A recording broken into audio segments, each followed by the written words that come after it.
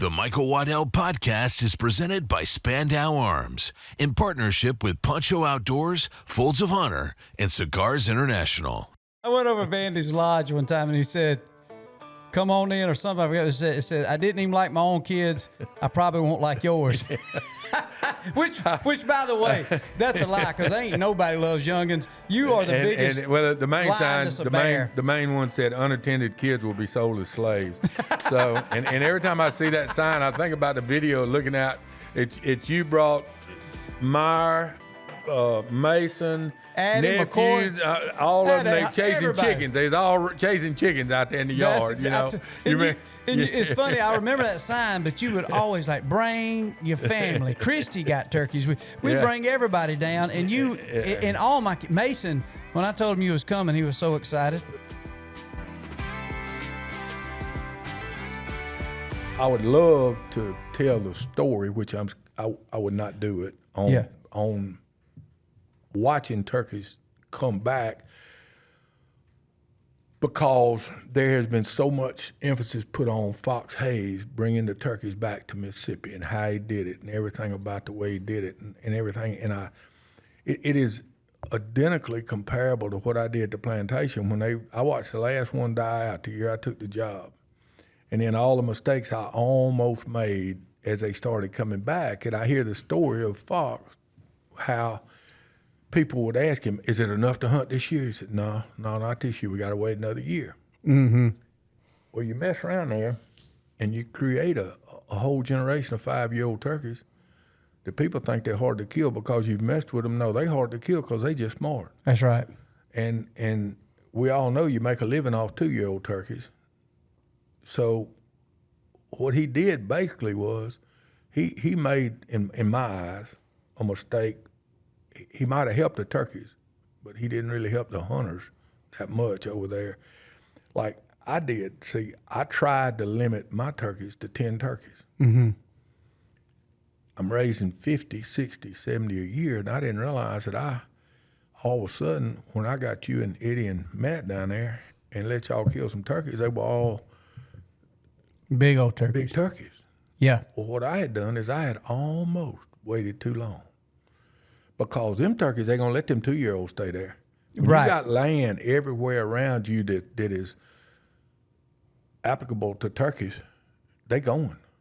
They're leaving. So what you do is there's a fine line in that management of hunting and killing and leaving and taking. Yeah. And the good thing about my property was I could probably manage it as close as any piece you've ever seen, for being able to know what happened, where, when, how, what was where, what you were going to hear, what you were going to do. Not to the point of being tame, but to the point of, okay, you go here, and then when everybody come in, it's like, what'd you hear? Mm-hmm. Where were they? Getting ready for the next day, or getting ready for this, or getting ready for that. So the turkey aspect of it, I felt like had gotten as good as it could ever get. Yeah. I mean, we were peaked down there when they sold that place. Mm-hmm. I mean, it was going to be so good for so long. It was unbelievable. It was just fine. I strictly regulated every single thing. The birds, the quail, everything you did for the quail and the turkeys, where that was a priority, it paid off for sure. Well, it's an accidental thing the way it all came about. It's strictly accidental, and it's we were not getting paid a lot of money. Right. We did not make a lot of money. Mm-hmm. And we were pretty broke when we went down there. And I found out, I don't really know how I got started, but I could go out with a light and kill me 5 or 6 coons at night. I'd get $50, $75. Mm-hmm. I was young. I loved to shoot stuff anyway. I loved to go out there and take a light, and then I finally figured out, well, I could take this tractor and put a gun rack on it, and that way with no cab on it. Right. Your field of vision was perfect. I could take that light, and then I learned you don't hunt them when they're feeding. You hunt them when they're through feeding, because they go up in them forks and sit. You can find them then. And not knowing I was learning when the deer moved because I'd see all the deer at different times. When I finally put 2 and 2 together with the deer feeding, the moon would affect all them coons and all. But sometimes I'd kill 15, 20 coons. And some I'd nights make you might not $200 a night. Holy cow. And I didn't make $200 a week working my job. As a young kid, that's a lot of money. And it was a lot of money. But here's the secret. As time went on, a couple of years, it got pretty hard to kill many coons. You kill a few coons. Well, what I didn't realize was I was doing predator control as a means of making money and having fun, and didn't realize I was saving all them coons and turkeys. I mean, all them turkeys and quail, all their lives. Everything. And not knowing it. I didn't know it, unbeknownst to me. Right. And I'd kill a few bobcats. I'd kill a fox every now and then. Right. You know, and what I didn't realize was that was really, if you reflect today, what are they trying to do? They're trying to get rid of predators. Trying to encourage somebody. And I was doing it for fun and for money. And, you know, it kind of, when I look back on those things, how I see so much of why things ended up the way they ended up, you know. Plus, having a blank checkbook to run that place didn't hurt anything. You That's know, being exactly able right. to feed and plan and do what we wanted to do. So it was, my whole life has been a lot of fun like that, but it's come full circle. I mean, right. It's over. You know, I told Melba, stopping drinking ain't bothered me a bit. Ain't bothered me a bit. Ain't fazed me a bit.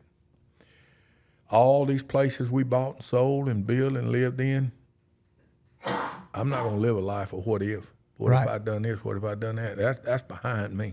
You know, what am I going to do the next however many years? That's what matters, having fun, hunting with friends. Because till you get strapped on a board and put on a helicopter, that was unbeknownst to you, they tell your wife no need to get in a hurry because he won't be alive when you get to the hospital. Ooh. That's the real deal. That is a real deal. Yeah, that's the real deal. So, you know, it changed perspective. It really did. I mean, not that I did get scared for a while. Right. And I really got scared. Right. I got real scared. Somebody tells you they ready to die, they lying. They ain't telling the truth. They ain't telling the truth. You don't get ready to die. Yeah. Told a guy the other day, I said, well, he was talking about telling lies and stories and had to have lies. I said, well, I told 2 lies in my life. Broke out laughing. He said, what? I said, well, I told 2 major lies in my life. He said, now what's the difference? I said, well, a major lie is a serious lie. And I told 2 major lies in my life. He said, well, what could they have been? Would you mind telling me? I said, when I was 40 years old, I told God if he'd give me 20 more good years that I'd be happy. Well, when I hit 60, that was a lie. Because you said at about 40. When I was 40, I said, give me to 60. Well, when I hit 60, that was a lie. Yeah. Because I wanted a whole bunch more. And I can't tell you the thousands of times I've ridden around with that whiskey drink in my hand, rattling that ice, and made the comment, I'd just soon be dead if I had to do without this whiskey. Right. That was a lie. That was a lie. You know? Ain't that something? I said, so those 2 things, those were major lies. Those others were minor. Yeah. You know, just minor increments of stories. But, you know, it's... Realizing how good life was. You and I have talked before about these children, about these young people, and where is hunting going? I mean... Who knows? Who knows? And by the way, I'm sure we've been rolling.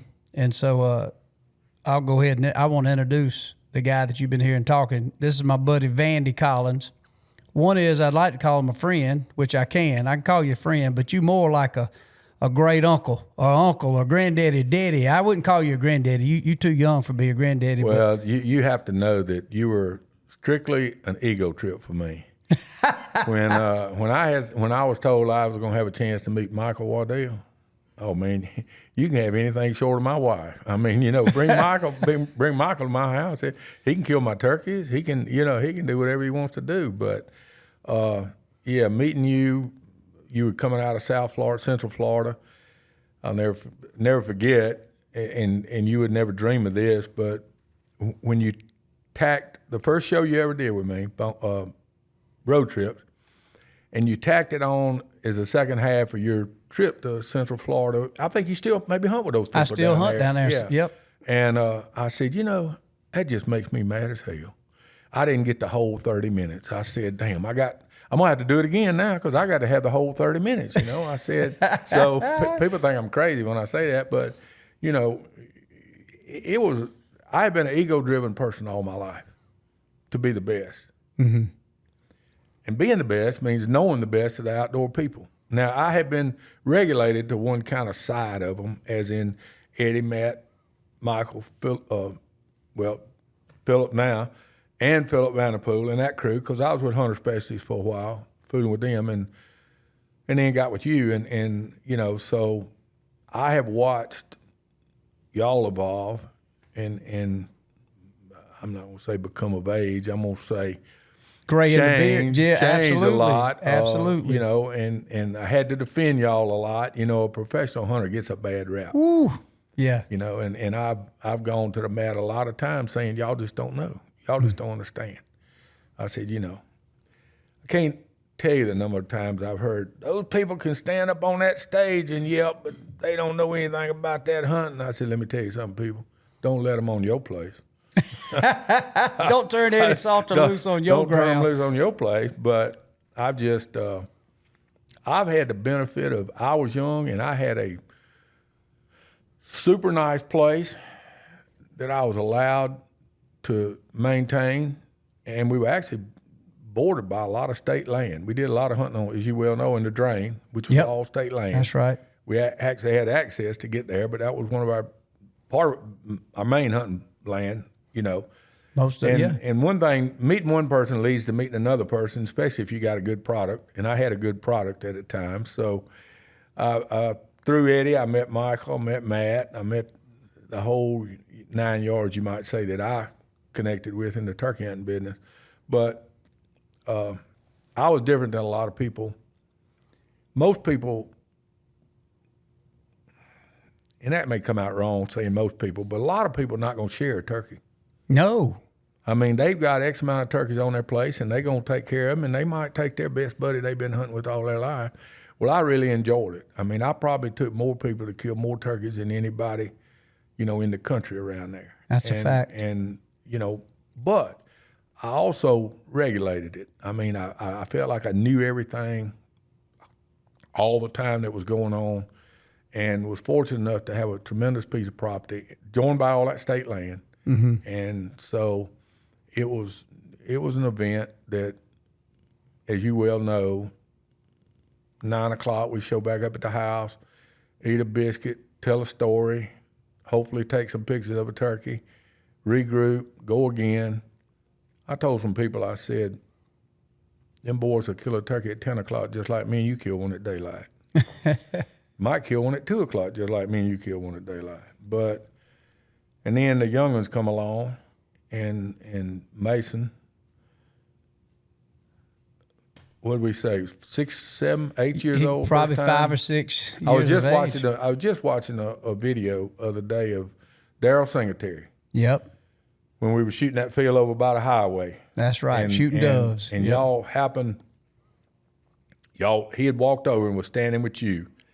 And you had that little 410, and you was sitting down, had Mason in your lap. And I'll never forget it. No matter how many times I watch it, a dove coming along, and as it happens, and we all know it's happened if you've been out there enough, he pulled the trigger the exact same time Daryl pulled the trigger. Yep. Well, guess who killed the dove? Probably Daryl. Probably Daryl. It was probably Daryl. Because Daryl was good, yeah. He got 100% of the claim, and boy, he was ecstatic. I can just see his little face right now and everything, and he was so happy. And then we went from that to a few years later over at my neighbors across the street, Anthony's, to the first morning he killed the limit. Y'all at a point right by a fence right there, and it was a lot of doves that morning at daylight. And that was the first time he got the limit. And actually, we used to have all the tame mallards and ducks around the house. They kill a duck at the house, and we just did a lot of things. And I kind of watched him grow up with my 2 grandchildren. And you were nice enough to take my grandboys a good bit, and to take me a good bit, but it kind of, was a heck of a run. I can tell you right now. It's so much fun. Like I said, you was managing all that quail plantation country, all that public ground and the drain that joined it. And it's funny, the first time I met you was through Eddie, and I said, man, what's Vandy like? He said, well, they call him the Dove Czar. And I said, man, the Dove Czar. And they said, yeah, he knows a lot about birds, turkeys. He's basically raised up about from a diaper out in these swamps and drains. And man, we turkey hunted a couple of years, or maybe one spring, 2 springs, and you said, man, you got to come up hunt dove with us up in Fonsdale. I think what I did was I decided to have a banquet. I decided to have a turkey banquet. That's what it was. We had an NWTF banquet. And I called in all my favors. I had been taking you and Eddie and everybody turkey hunting, and of course, it was a friendship thing. That's all it was. I mean, I just loved to share what I was doing and being around y'all. And it's funny, I'm going to back up just a second, because when first time I met you and you were coming to the house, it was like a show and tell deal. Man, I called about 15 people I knew. Michael's going to be in my house. Y'all come on out here, Michael's going to be here. Man, I wanted to show y'all. It didn't take very long to find out after a year or so that y'all had enough of that. That y'all got to see enough people at big places that when y'all went off like this, y'all liked a good bit of privacy and just, secluded down to the bare facts, few people, a lot of fun.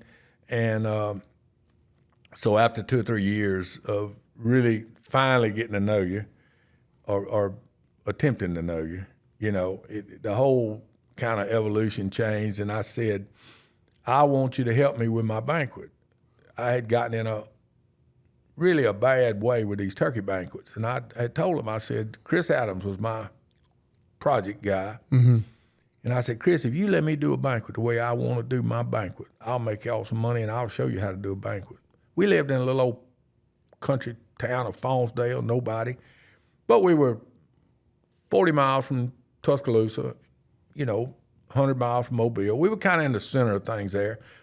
And I had Michael, I had Eddie Salter, I had Matt Moret, I had Rita Collins, I had Angie, I had the nucleus of what it took to have a function. I had Darrell Singletary. That's right. I had Ashton Shepard.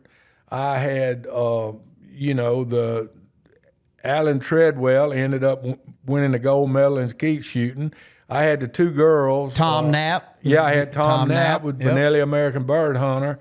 I mean, I just reached back in the book and called everybody that I had connections with. And, of course, Tom Knapp was wanting to do a show for American Bird Hunter, Benelli American Bird Hunter. And, of course, it was going to be a dove hunt after the banquet.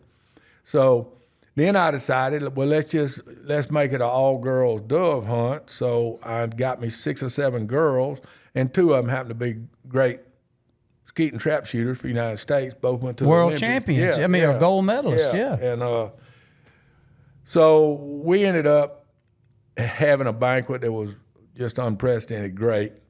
And I do remember this. I'm gonna jump banquets real quick. The first banquet, Eddie's hunt brings this is a 1-day hunt. Right. A 1-day turkey hunt. On a good piece of property. Eddie's hunt brings $4,500. Michael's hunt brings $5,000. And Matt's hunt brings $3,500. Matter of fact, the same 2 girls bought them all.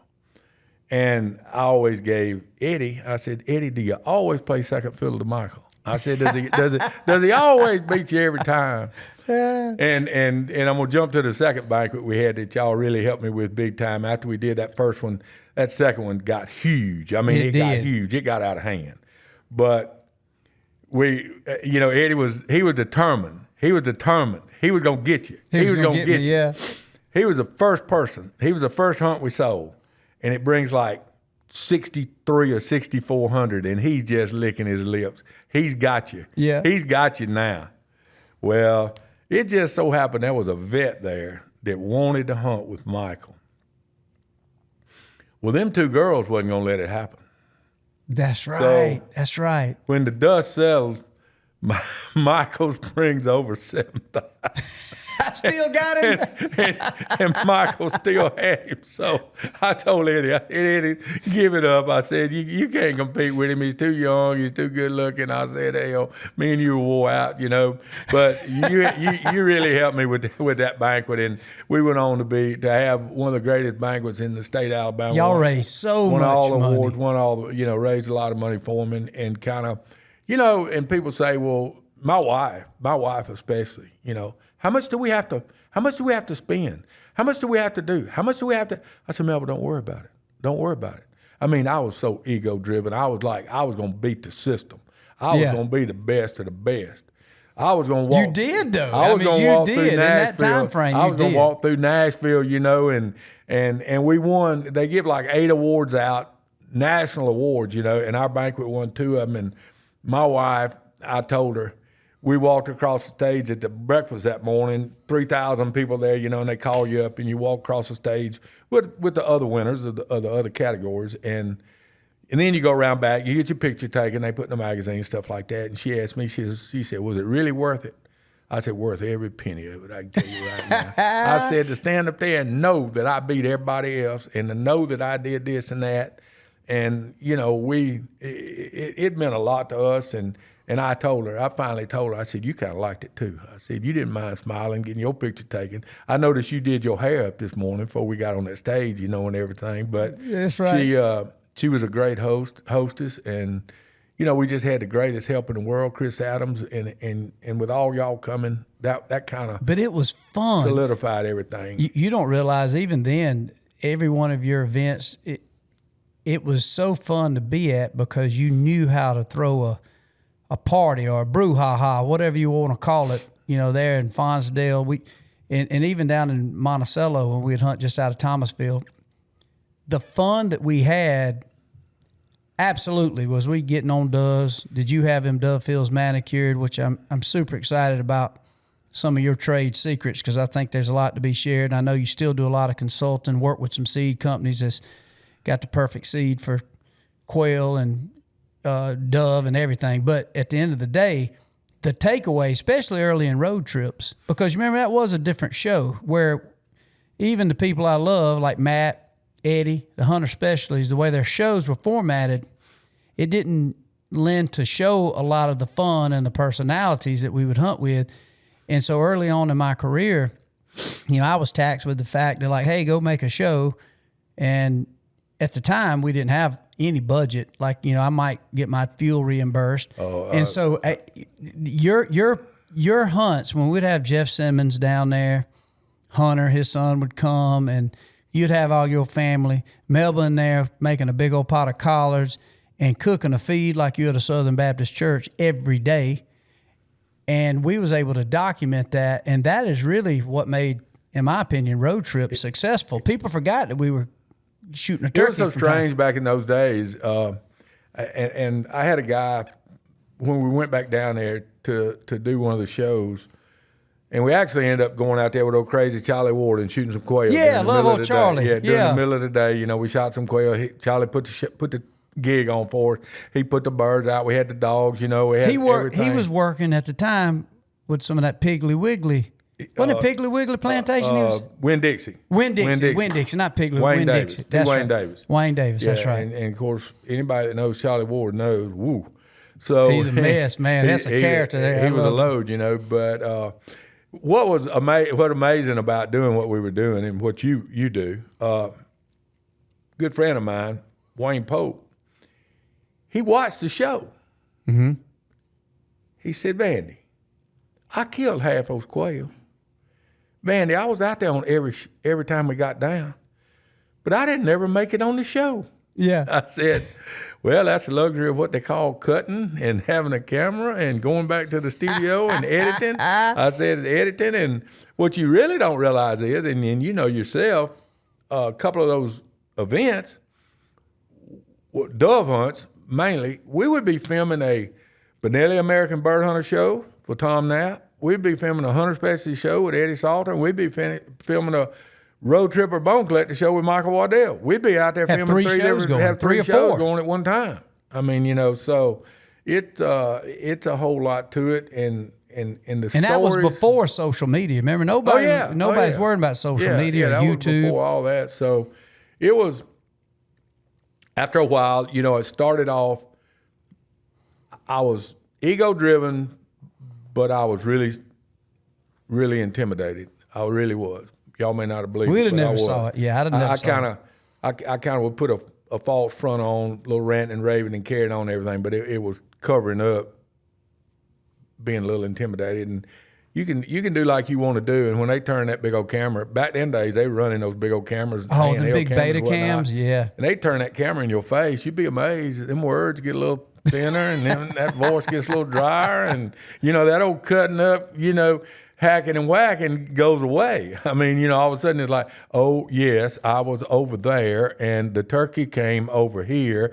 I mean, that old other, but. After a while, it got to be so entertaining. It was for me. Oh, man. For me, and I really think, I say this about a watermelon. You sell a person or you give a person a watermelon,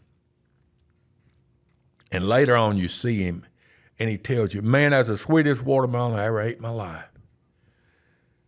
And when you leave them and they leave, I asked my son or my grandson, you think he was telling the truth or he's just trying to be nice? Mm-hmm. Well, when y'all would start coming down there, I was so proud of my product. I was so proud of what I'd done, but I'd always wonder, you think they meant it or you think they're just being real nice? And after years and years of it, I realized, going back to the beginning, they meant it. 100%. I mean, it was a really good deal, and they always found time to take my children. I'll never forget you pulled up one morning with a Bushnell trailer behind your truck by yourself. You said, I'm coming down there. I want to make a few good films. I want to kill a few turkeys. Fine, Michael, fine, great. Come on. Nothing going on. Pull up in the yard, and I had to break the news to you. I said, Michael, I have kind of overloaded a little bit. Well, what's that? I said, I had surgery here a while back, and I was really scared, and the doctor had operated on me. I promised him that I would take him hunting. He'd never been hunting. He just learned to shoot a gun. And do you think there's any way maybe we could try to? He said, let's take him in the morning, first thing. That's what you told me. Let's take him first thing in the morning. So he happened to live right up the street. So I picked up the phone, I called him, and I said, can you go in the morning? He said, Vandy, I can. I'm off. I said, really? I said, well, I'll come pick you up first thing in the morning. Well, I don't have any clothes. I don't have any gun. I said, Michael's got a gun. Y'all about the same size. Come on. I picked him up. We go back down there. Long story short, he was scared, slapped to death. By that time, I had gotten out of the nerves a little bit, and we got on some turkeys. We had to move. We got on some more turkeys. He ended up having to sit down in a hurry. I don't know how much of it you remember, but he ended up sitting in my lap. And two turkeys got out in front of us and fought, and you were to the left, and it just so happened, one of the turkeys broke and came straight in there, just straight to us. And well, not straight to us, but he came really close enough to kill. And I was sitting with the doctor in between my legs, and of course Mike to the camera, and I leaned over, and I could not believe how hard he was shaking. The gun was shaking, he was shaking. And I whispered in his ear, and it ended up, if you really listen on the tape, you can hear it. But I whispered in his ear, I said, Doc, I see why you cut right through the middle of my belly button now when you were operating. You was nervous, wasn't you? and he killed that turkey. And I ran out there and got it. And, he was just ecstatic. That was like, and it's just, ho-hum, another day for Michael, another day in the world of Michael Waddell. But you made that man's day. I remember old Doc. You remember, too, he killed that turkey, and Melba made us a big old breakfast. We got back. We had a big old breakfast. She had some biscuits and gravy, if I remember right, and we ate. And then Van, Big Bird, we call him, he was always the master at icing down them Miller Lights. He'd have them suckers lined up in the cooler, and they looked like they was coming right off the Miller Lite truck. And we sit out there, and Doc, remember, we sit out there in the sun and laid around that grass. Asked him what he wanted to drink, and he looked at her kind of sheepishly, and he said, I know you're not going to think a lot of me, but you think I could get a beer? Yep. And we found out a little later in the conversation, he said, I don't have to go to work today. And finally, Michael told me, he said, man, I got to go film some turkeys. I got to go do something. We got to get rid of Doc. I said, But we laid out there. It was his birthday. It was his birthday. On his birthday, the first time he ever went hunting in the woods, he went hunting with Michael Waddell, and he killed a turkey. And it was aired on TV. I said, this man is done. I can tell you right now. He was hooked ever since, wasn't he? Yeah, he's doing all 50 states. Has he really? 30, no, he's at 39. And that started when you took him. Right? When we all first took time him he'd ever been hunting. We're going to stop for a quick break, but please don't go anywhere. We got so much to come. Spandau Arms was founded with a simple idea. The best part of hunting isn't the gear, it's the memories. From the first rooster rise of the season in the tall grass to the last second opportunity on the target buck as sunset closes in. Spandau believes firearms should be built to perform, priced to be accessible, and designed to become an essential piece of your hunting story. Their lineup includes field-ready shotguns and precision-driven rifles built for hunters, competitors, and recreational shooters who know that quality and dependability matter more than the hype. Born from the experience of American hunters and crafted by generations of gunmakers, each Spandau firearm is built for real-world performance in the moments that matter. If you love a good stogie like I do, look no further than cigarsinternational.com. They got you covered from soup to nuts. No matter what brand of cigar you're looking for, no matter what accessories you're looking for, if you log into cigarsinternational.com/Waddell, you're also going to receive immediately a 20% discount on your order. And the cool thing about it, there's no limits, there's no minimums. You just simply order, shop, put in your discount code, which is Waddell, and you're going to get 20% off and free shipping. No matter if you're looking for humidors or any of your accessories, no matter where you want to have a good stogie, around a campfire or around the ranch, you got it all right there at cigarsinternational.com. And don't forget to add /Waddell for your 20% discount and free shipping. So anyway, we laid around. Remember, we laid around. That was my favorite part. We'd come back and you all had pretty grass out there. And we'd lay around under them trees and oak trees and talk and tell stories. But anyway, hunting has, I speak about it all the time, it's kind of evolved. Right. Definition of evolution. I mean, I don't think I'll live to see where it ends up. You will, probably. But it's changing. We all know it's changing. A lot. Changing radically. And, I haven't ever really wanted to be a part of it. I'm old school. Always been old school. I told somebody I went all the way through turkey season this year and never put my hand on a decoy. Of course, I didn't kill many turkeys either, but I never picked up a decoy. And I've got one friend I hunt with. I got a great piece of property up in Alabama that a buddy of mine lets me hunt on. I'm the only one who gets to hunt on it. So it's actually a definition of evolution. It's change. I mean, change. Change is taking place in the whole world. It's not just hunting. It's the whole world. Right. But in hunting, because that's what I'm so involved in, I really see it. And it's from the young people on up. Mm-hmm. And it's actually involving a group of people that you don't think about when you think about beginning hunters. You've got a world amount of people out there right now, a world-class amount of people in their middle 30s to middle 40s in that age group that have made a lot of money. Yeah. And they want to own a piece of land. Mm-hmm. And they want to become hunters. They watched it on TV, their buddies done it, and they want to become hunters. And I know this for a fact because I'm in the middle of a lot of those people. I do a lot of commercial dove hunting, and I see a lot of that. And, children learning to hunt is one thing. You take the 35-year-olds to 45-year-olds that want to learn to hunt, they seem to know a little more than they may not want to learn as readily as these little But children. they don't know any more than the kid, No, really. they don't, but they want to know more. They want Right. to act like they know more. And I've often said, well, you've got the checkbook. You can do what you want to do, Right. you know? So I was making some notes riding up here talking about my hunting experience in my life. And when I was a little boy, dove hunting was big. There were no deer where I lived in west central Alabama. Was there a lot of turkey? It really wasn't a lot of turkeys either. No turkeys either. And a few, so but not was in it the area I lived. No, dove and nobody quail? Dove was it. Yeah. And a few quail, but dove Yeah. and squirrel hunting. Squirrel A hunting lot was of big. squirrel hunting. Yep. We grew up squirrel hunting. To me, you grow up squirrel hunting, you learn to see, you learn to hear, you learn to sneak, And shoot. and shoot. You learn every facet of hunting can be learned through still squirrel hunting. Mm-hmm. So Agreed. that's what I did with my uncle. My daddy didn't hunt. I had 2 sisters, and he had 3 daughters. So he didn't have a hunter. So he kind of took me under his wing, and he kind of taught me everything that I knew about it. Well, we lived out in the country and had a dairy farm, and my dad and all did. So we had a lot of doves.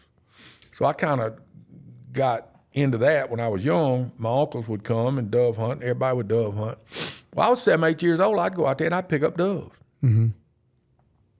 You learn to watch a dove fall, and you learn where he is, and you learn how to go get him. Because you don't have a gun, you're not trying to learn to hunt or shoot. You're out there strictly to pick up that dove for your uncle and bring him back. This would have been 1959, 60. At the end of the day, you got $1.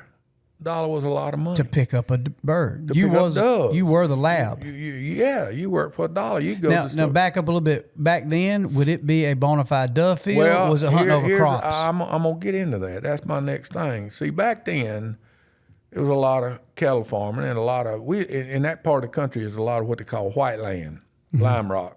And it grows a weed called pennyroyal. It's a sorry land. And it's called dove weed. And so therefore, doves would want to be in certain areas. And of course, Uncle Brad and Uncle Coon, they'd managed to put a little wheat out there. Yeah. Where you didn't On have, top of this on top of plant. this lime rock. Yeah. Well, you didn't have any wildlife officers back then. You had one for about 3 counties, and he was drinking coffee somewhere. You know, he didn't care. Right. I mean, y'all have a good day? Yeah, I heard y'all shooting over there. Yeah, well, it was good, Your uncle here from Louisiana? My other uncle, yeah, he's here. And so I'm not going to say it was right, but it was understood that that's the way you got doves back then. Mm-hmm. But this was a dairy farm, and we did cut silage, so we ended up, a lot of later natural on, seed, a lot of natural feed. Had a lot of silage. But I learned how to dove hunt by being the dog, you might say, by learning and watching how far a dove was when he was close enough, seeing how to find one, marking one on the ground. He hit right by that shrub, run out there and know how to look for him. Well, and all the little fields would have a little tree. Most of all of them have a tree called a staging area. Doves fly into land. Well, the first time I was ever allowed to hunt, I was about 12 years old. Of course, give you a 410. I tell people, I'd say, you gave your son a 410? He said, oh, yeah. I said, yeah. I said, you take the best shot on this field, grown man, give him a 410, he can't kill anything. That's true. Why are you going to hamstring that young'un? And a man actually told me one time, he said, well, he's just not big enough to shoot anything else. I said, well, then let me help you out. He's not big enough to be out there with a gun. I'd be dang. I said, till they get big enough to handle a gun. Now, this hunter education thing is fine. I'm all about it. I'm all about really, but I'm all about old school learning too. Learning with Uncle, Pop, or somebody that makes you go through the ranks of learning. Hunter ed, I don't know how long it is now. It used to be one day, and you got your certificate. Well, they put me under a tree with a 410 and dared me to shoot at one flying. Don't you dare shoot at one flying.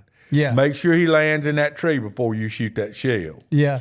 So that's where my whole thing started. So I kind of grew into the dove hunting. And this is a couple years after being the dove fetcher.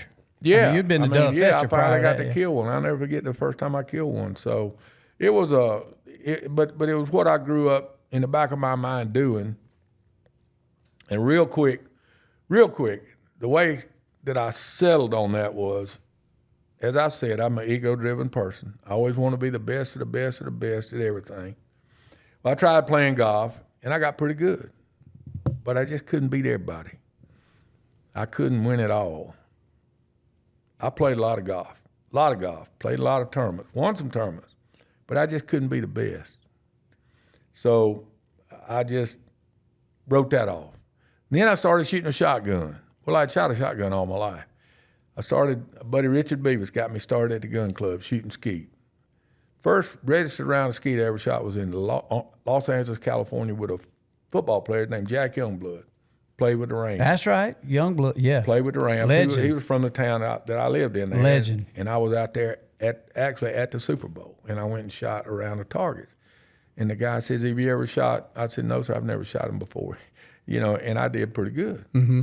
So I came back and I chased that thing and chased that thing and chased that thing. I shot in the world. I shot all over. So you was bona fide competitor. Yeah, I mean, I was shooting up in there in the AAA class. Skeet I was and trap right there. mostly? All skeet. All skeet. All skeet.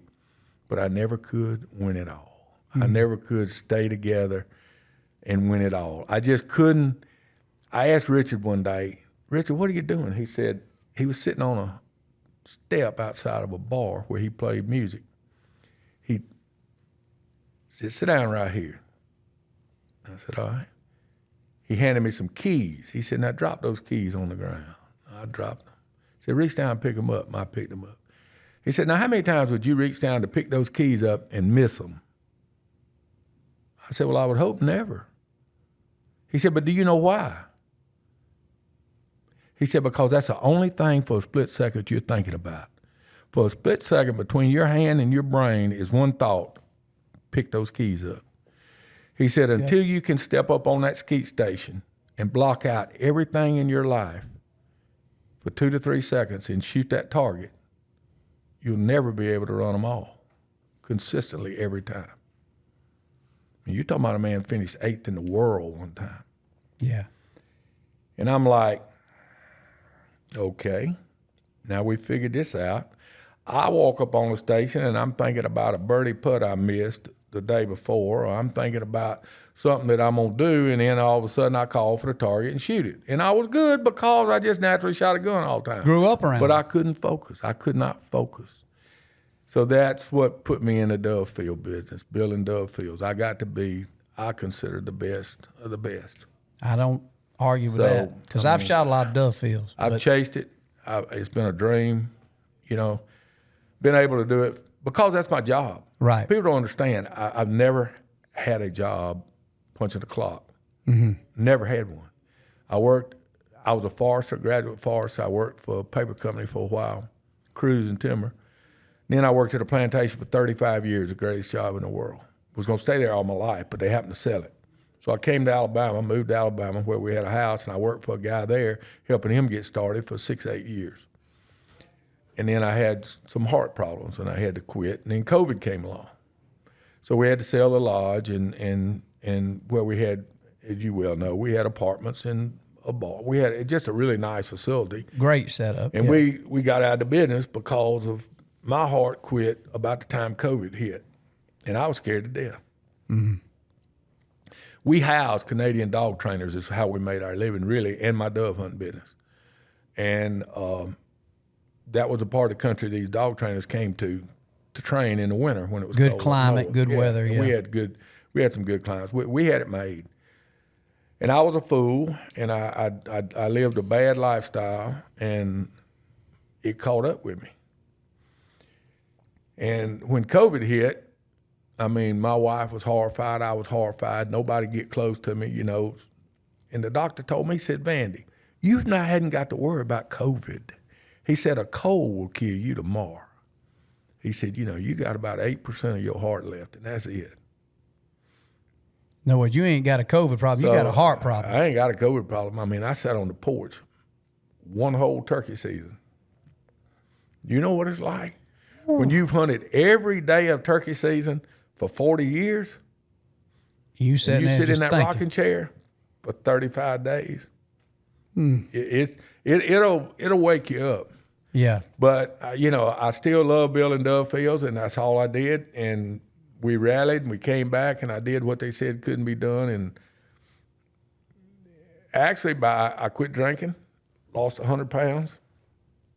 Actually started, I'm not going to say living right. I'm going to say living different. Right. And you learn a lot of stuff. But now back then, what do you figure when you was at your drinking your most whiskey? What would you go through a day? It was ugly. You really want me to say it? How much did you drink? A fifth? Drink a quart? Drink a pint? Handle? The guy asked me, he said, how much do you drink? I was laying there right before they put me on that helicopter. Mm-hmm. I was laying there. And it wasn't the blockage. I had the muscle side of my heart, cardiomyopathy. I said, I drink a half a gallon every other day. I've been doing it for 20 years, and I don't have a drink till 4 o'clock in the afternoon. I said, from 4 to 8, I'm the best that ever walked on 2 legs. I said, I can get in my buggy, and my wife sees me coming toward the back porch, and when I ride by and I shake that cup, she hands me a fresh one right out the back door, and I keep riding and looking at my stuff and entertaining myself and enjoying myself and just knowing that it's going to happen to everybody else and not me. Yep. Can't happen to me. It was, I remember because I'd have a drink with you. It was at Lord Calvert. Lord Calvert. 1995 for a half gallon. Golly, I remember that. I drank so much, Michael, that when we started back entertaining people after I straightened up a little bit, got well, a little bit well, and we had some dove hunting obligations to tend to, that my wife went to the liquor store in the town of Demopolis, Alabama to buy some assorted things. And the lady asked my wife, says, what about all this Lord Calvert I've got stacked up in the back of this store? For you. Yeah, for me. She said, do we need to send this back? And Melba said, yeah, y'all can send that back. Said, he's done with that, I can tell you right now. We kept one under the counter, under the bar. We had a nice bar. We kept one under the bar for about 2 or 3 years just so I could look at it. You just go look at it. I just looked at it. I just go around there and look at it and stare at it and think, boy, that'd be good. I'd love to drink that. But anyway, it was an eye-opening experience. But I love building. Did you ever in that time frame? Did it dawn on you that, man, I might be an alcoholic? Or was you just like, no, I just have a drink? No, because I would quit every August before hunting season came in. Mm-hmm. For about 3 weeks in August, I would just teetotal quit just to prove to myself. So you had the willpower. You could shut it on, shut it off. Sure. It was no different than a man drinking sweet tea to you at the time. No, I think, truthfully speaking, I've become a doctor since I've been through all this. You had to learn a lot. I've learned a lot. I got so many doctors. I got new hips. I got new arms. I got new everything. I said you're a cardiologist now. Yeah. Oh yeah. That's just one of the minor titles that I've obtained. But I really think I've never had a hangover. Well, I never remember seeing you drunk. I've never had a headache. I remember we spent weeks together. I think I kept my blood alcohol up so high that when I would get up in the morning, and get going, I don't think, truthfully, I don't know what you call sober, but I don't think I ever really got down to, by the time I'd have a drink at 4, I'd drink a little more. And just keep it the same. And it was a lot of Lord Calvert, little Diet Coke, and some ice. And them Tervis tumblers. You always had them Tervis tumblers. Always had those. So, but anyway, it was a bad day. It was a bad day when it all came tumbling down. You think you've got the world. All, man. You think you've got the world, and then all of a sudden the world's got you. So, but anyway, I stuck to the dove hunting thing, and I love it. I love it to death. This is my last year. People said we've heard that forever. I was going to say, now I done heard that before, Vandy. We've heard that forever. I said, yeah, but you hadn't heard it this year. You ain't heard this? I'm going to tell them one more time. I'm going to tell you one more time, but I am actually, I'm going to fool with my friends and my family. I have done it commercially for so long, and people cannot, I think you cannot relate to the pressure that's involved when you're the best of the best. Now, I've got groups that have been hunting with me for 50 years. Oh, yeah. And you know what makes that so bad? They expect it. They expect the same shoot. Every time. Which, correct me if I'm wrong, to consistently have a shoot at the level of what you do in the South, Alabama, there's a lot of controllables, but there's a lot of things you can't control, but you've always managed I don't think I've ever shot one of your shoots. You're not going to have a bad shoot. What I've done is I've kept so many fields, and I got so many variables, and I only do so much hunting on the weekend, so I'm always able to jump around and do this and that. And I attribute it to a lot of scouting. I scout a lot. My wife scouts a lot. We do a lot of work, and we've got established fields that we've had a long time.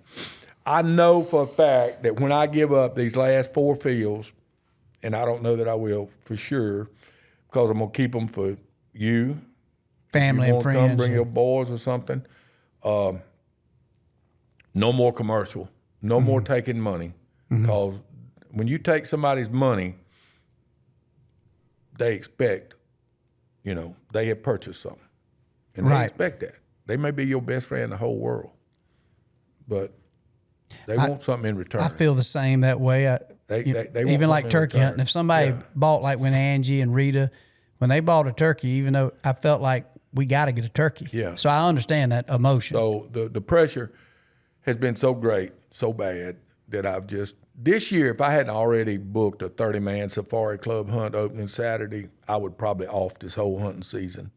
It's killing me. I mean, I'm not enjoying it as much. My son handles it. Clee, yep. And CC helps. And Clee handles really everything as far as the hunt, putting people, fooling with people, dealing with people. He's way better than I am. He's a great guy, He's man. way better at dealing with them Both than I am. your sons are amazing, So we've just, I've decided, and we've talked about it, I want them to have a place to hunt because they love to hunt. But when I give those leases up, they'll never be leased again. Those landowners are only letting me have them because I've had them for eternity.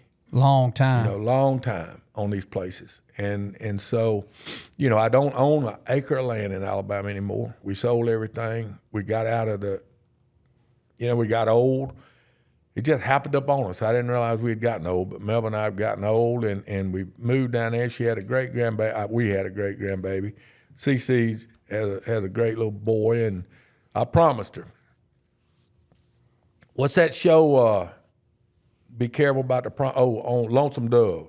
Be careful about the promises you make one day. Yeah. Because it may end up, I promised her, I said, when that great grandbaby comes, we're going to Georgia. I'm taking you to Georgia. That's right. Old Vandy, overloaded, I can tell you right now, Hey, okay, we headed to Georgia. So we live in Georgia. Yeah. But, I've worked on these dove fields, I've worked on them, and I think we've tried to perfect everything, every facet of it, every part of it, and there's so many more parts of it. Yeah. Than you can imagine. Well, you and I, Vandy, I've hunted your dove fields a lot, and immediately I appreciated it. But one thing I've never set down, even back in the days when you'd have a little old mixed drink with Lord Cavett in it, I never asked you, and I always regretted this, and this is one reason I was so excited about you coming today to talk. Take us through the process, because obviously you got these fields that you've been managing and shooting for years, but there was a reason that you wanted this place. So from what is got the potential to be a great dove field, start to finish, and I would love for you to take us through the mind of the Dove Czar. I'm going to give you some instances, so kind of try to make things a little more plain. I had a guy call me and ask me, do you think this could be a dove? I said, the only thing I can tell you to do is clean you up a spot, put some feed out there, and see if some doves show up. And if they do, maybe you can cultivate that into being a great dove field. But the best thing to do is talk to the local folks that have been there all their life, and when they tell you, oh, yeah, down there around that corner by that down there, that's always been a good spot. That was a good spot when I was a young man. Well, things change. Evolution, things change. But if you start off with a place doves want to be, you're ahead of the game. Because a dove will have a place they naturally go. There are people that are spending money after money after money, and I tell them, quit spending your money. Rent you a place. Because the doves don't you can put all the, you can do it illegal or legal, and they don't want to be there. They don't want to be there. Doves don't want to be there. Doves don't want to be there. Had a guy, real quick, and I'm going to back up. Real quick, a guy calls me 2 years ago, and he asked a friend of mine, how can I get Vandy to help me? He says, well, just call him, and he gets paid the advisory fees, but he just loves to help people. So the guy's a very wealthy man out of Mobile, and he has a big place. He had a dove field that's world famous. I've heard about it all my life and never seen it. But I wanted to see it bad. He didn't realize how bad I wanted to see it, but I had never seen it. is a famous dove field. So he calls me, and I said, yes, sir, I'd be glad to help you. Well, I'm going to pay you, Vandy. I'm going to pay you. I said, well, yes, I said, I get $500. I said, I spend as much time as I need. I will write you up a written whatever you want. Consultation, and I'll help what you to add, what and to everything take. in the world. So I pull up at his house. I get in that $80,000 pickup truck, and we drive back there, and sure enough, here it is, and his manager's with us, and here's a 3-part field. There's a part over here and a part over here and a part over here. And he says, we get out, and we're leaning on the hood, and he says, Vandy, this field started going down about 15 years ago. And it's gradually gone down a little bit every year. Now, it's still good, don't get me wrong. But it has started diminishing a little bit since I said, how long ago? About 15 years. You know me, don't you? I know you know will. me? Yes, sir. I don't mince no words, hardly. But you have to understand the person you're dealing with. Some people got thick skin, some people don't. This guy's got a reputation of being a character. So he can handle the sarcasm. I'm just right out of the box saying he can handle it. I had to put my $500 on the line. Let's put it that way.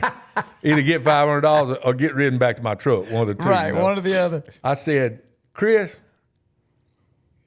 you run a successful business in Mobile, and I understand because I know your uncle that you had built a $3, $4, $5 million business down there. He said, well, I appreciate that. He said, yeah, things are going real good. I said, well, how'd you do it if you're that stupid? Mm-hmm. He looks at me and he said, what do you mean? I said, Chris, stand right here and look around and quote what you just told me. This field started going downhill about 15 years ago. How old are all these planted pines that y'all have planted in all the areas around the field, in between the fields and everything? How old are those trees? Well, they're 15 years old. I just kind of rolled my eyes, looked over the hood at him. What else do I need to tell you? That's a major change. Doesn't that? And every year they get taller, don't they? Every year they get bigger. And every year your hunting goes downhill. It's pretty simple. Clear cut all these planted pines, you probably get right back where you were. Because it's something about 15 the years, change of that. You're changing what those doves are looking at. And there's some things that are just that simple. Mm-hmm. And people, they can't see it for looking. Right. They can't see. Well, to me, we've done some things with dove hunting and dove fields that I've copied a lot of people. One is staging. Staging is the most important part of a dove field to me. Staging is more important than the feed. It's more important than everything. After you've picked a location that a dove wants to be at, that's number one. Pick a location a dove wants to be at. Now, you can take a semi-good location and maybe build on it over the years. If it's your house, if it's somewhere that's easy, if it's not, a complicated venture, you can spend time and build on that area. If they kind of want to be there, you can develop something that they want. I said, but staging is the most important thing. I said, you can shoot a dove one time or you can shoot him 2 times. And by that, I mean a dove is going to feed, say, at different times on different fields. Say a dove's going to put a major feed coming to this field at 3 o'clock. Mm-hmm. That's when they're going to flip out of where they've nooned. They're going to flip out, and they're going to come to this field to feed at 3 o'clock. Well, you're going to get to shoot him, beat him back, and shoot him and beat him back.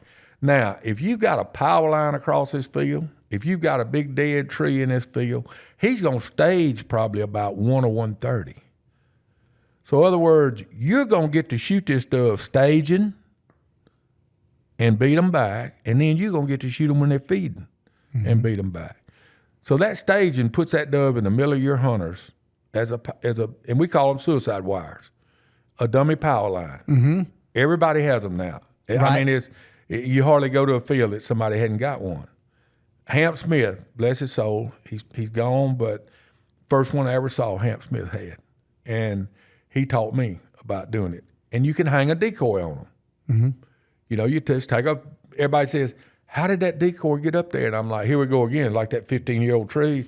Man, there's a fishing pole tied to the end of that decoy. I threw the decoy over the wire reeled it. and butted it up to the bottom of the wire. Yeah, yeah. You know, they're like, oh, my goodness, I didn't notice that. You know, and I'm like, ooh. But anyway, staging and those decoys are so important to get that dove in there before he's going to feed. So therefore, you're going to get to shoot him a couple of times. And that's how you can get the most out. And if you got a good staging wire or good staging tree, you can take say you're down to 75 doves, you can take 3 people back there. And you don't have to worry about the 20-acre field. Where am I going to get? You put that decoy up there, and they're going to all come to that staging point. And it might be a tree. Put them around a hay bale, around a tree. I use hay bales for my spots on the field.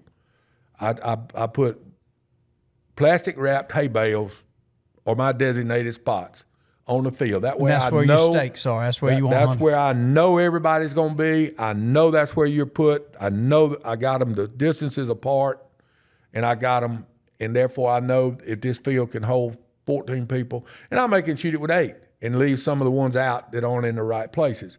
But staging is just as important as your feed.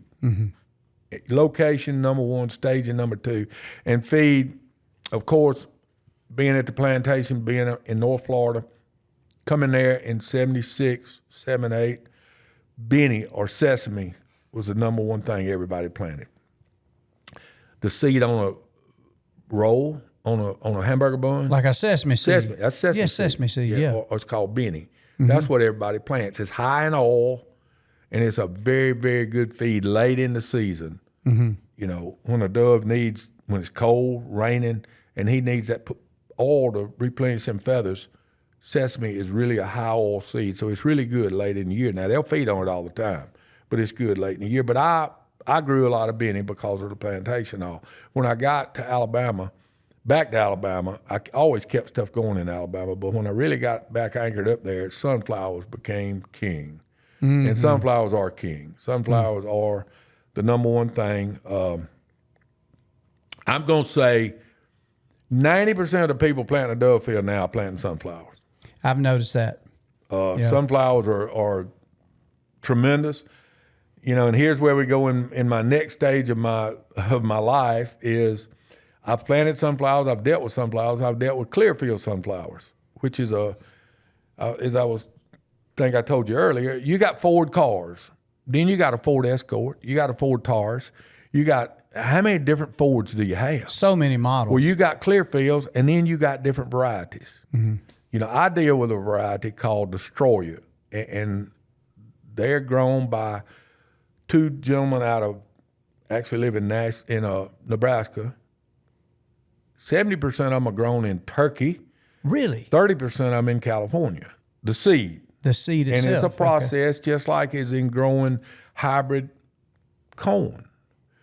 You go in the field and they do away with so many male flowers, and you pollinate the other rows, pollinate the female flowers. That gives you a hybrid, which is gets the vigor up and everything. And then they actually are breeding these sunflowers to have dwarf or 4-foot ones, 5 and 6 foot ones, and taller than 6 even foot. Adjust the height. They are breeding 3 heights of sunflowers. Now, I have become, you might say, a spokesperson for them unofficially. I'm not on the payroll. I hadn't even gotten a free bag of seed yet, but I did start planting them, and I started promoting them, and I started talking about them. And Michael is his name. He drove or came down from Nebraska and met with me last week. And we sat down and we had a 4 or 5 hour talk over what we needed to do, or he needed to do. These things have gotten bigger, taller than they're supposed to. What everybody needs to know, I've let myself be you might say the spokesperson for dove preppers, one of the spokespeople for dove preppers, who is owned by Heather Puckett Wilson, a lady. You was telling me about her the other day. She owns a site, and she calls the shots. I mean, you go wrong, and you're done. She'll X you. She's tough. I mean, you don't promote a product. You don't sell a hunt. You don't sell a tractor. All you do on her site is work with building dove fields and helping people build dove fields. She got 50,000 followers, and I think I talked to 40,000 of them this year so far. But so she's looking just for the wisdom, and if you're willing to pass on your advice, then come on. I get nothing out of it. Right. And I love to talk to people, but I tell them, I found out because I've had so many argumentative situations arise, I found out I end every conversation is, this is what works for me. Mm-hmm. I'm not going to tell you it's going to always work for you. Soils are different. Weather's different.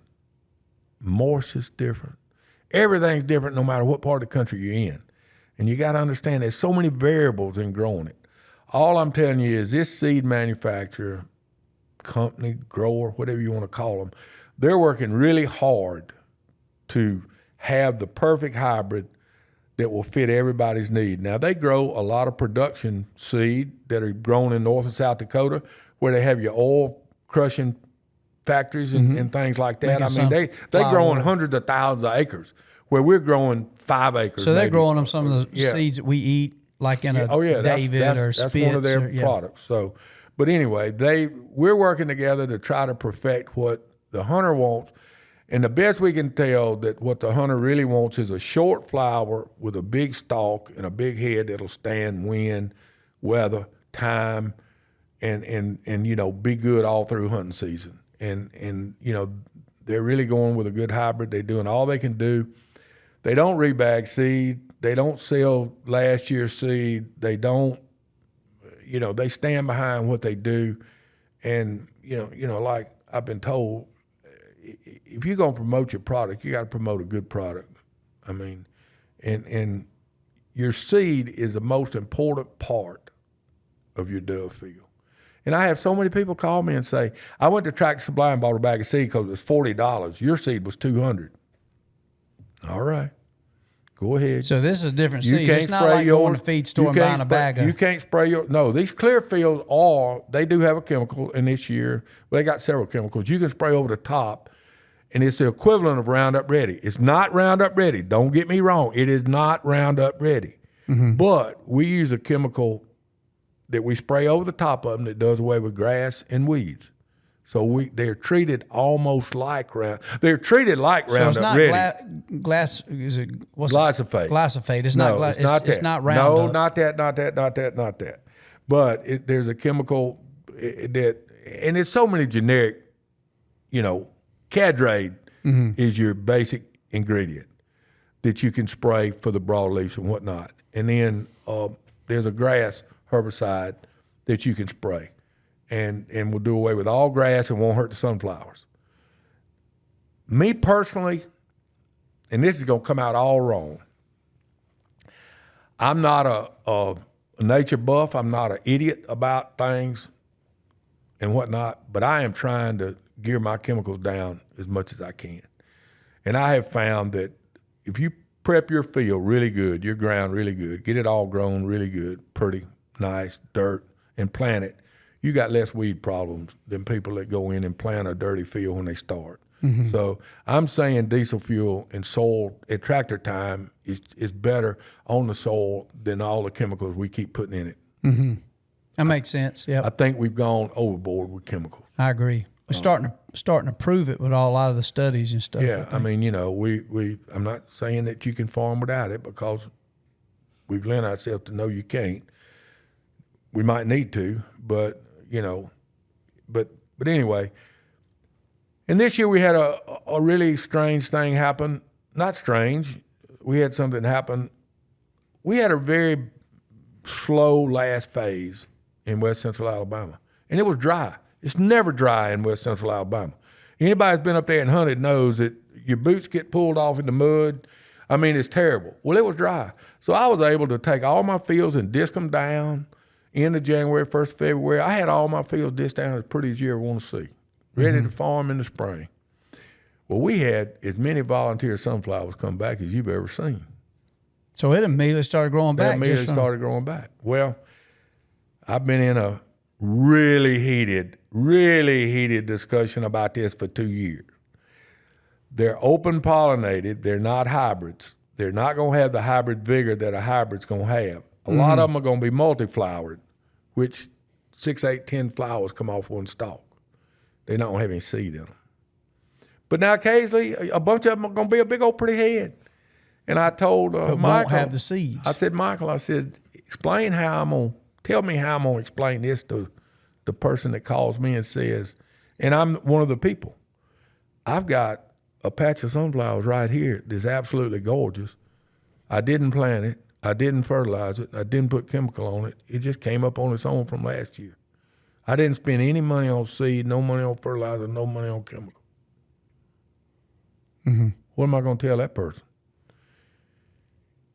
Of course, they take a deep breath and they're like, oh, well, it's not going to have the hybrid vigor. It's not going to have the amount of seed in the head. It's not going to be as good a product. Ain't going to be as a hardy of a seed to eat if they do make a product.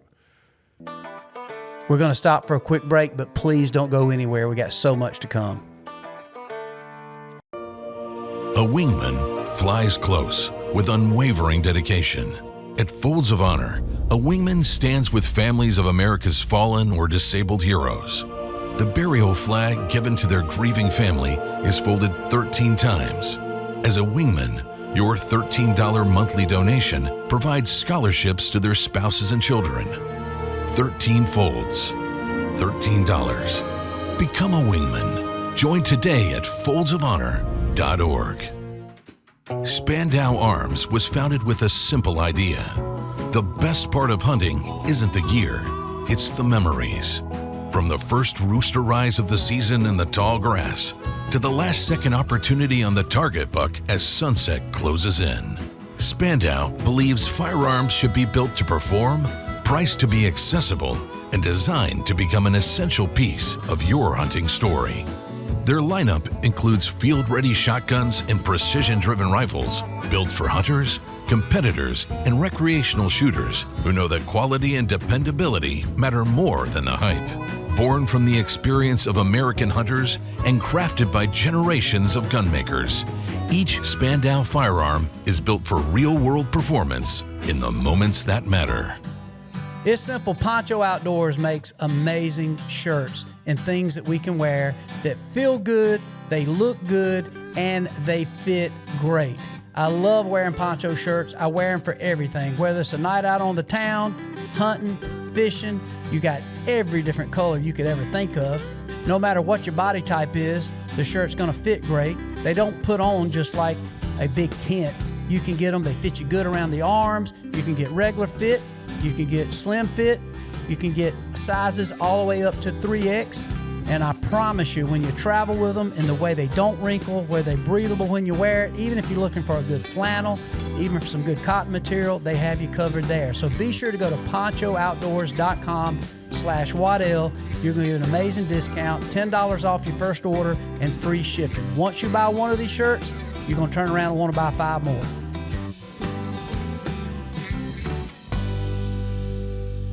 So, but this year, I will tell you right now, point blank, I left a lot of them. I left a lot of them standing. I didn't Kind of have them halfway down. experimenting too. Well, I had wheat out there that in Alabama we can legally topsoil wheat. Mm-hmm. I'm not gonna get into this, but you can legally shoot doves over topsoil wheat, but you can't topsoil wheat to legally shoot doves over. We're not even gonna go there. But a lot of that wheat sprouted, came up. I got wheat all over the field, and my son Clee said, "Daddy, why are we herring and mowing down feed to plant feed?" Right. Well, the drawback is this feed is ready right now, June and July. Season not end until September. But that's okay. We got more feed coming on, and then we can legally harrow some ground and put some wheat out. So we left a lot. We really did, and we're holding a ton of doves right now. When do you like to plant? What's your perfect time of year to plant? Perfect time to plant sunflowers is in Alabama, west central Alabama, when I can get them in around the 1st of April. Get them in early then. I'm in the process of planting duck ponds for a doctor, so I'm always up there, and I'm planting everything, and I'm trying to do it all at one time. And the 1st of April is good, but different feed, different seed, different plants, different things have different maturity dates, and everything's different. So every part of the country is different. You're different than me. I'm different. Changes than him. up. He's different than him. It's all different. So you just kind of got to. Even in the same You state, can it ask all the changes. questions you want to ask. You can get all the answers you want to get. And all of them might be right. You just got to choose the one you're going to use. There you go. I mean, you've got to be happy with yourself If you want to cop out, yeah, ask somebody and you blame it on him. But at the end of the day, you've got to know what you did, you believed in it or not. And therefore, I'm going to promote this seed. I'm going to plant it.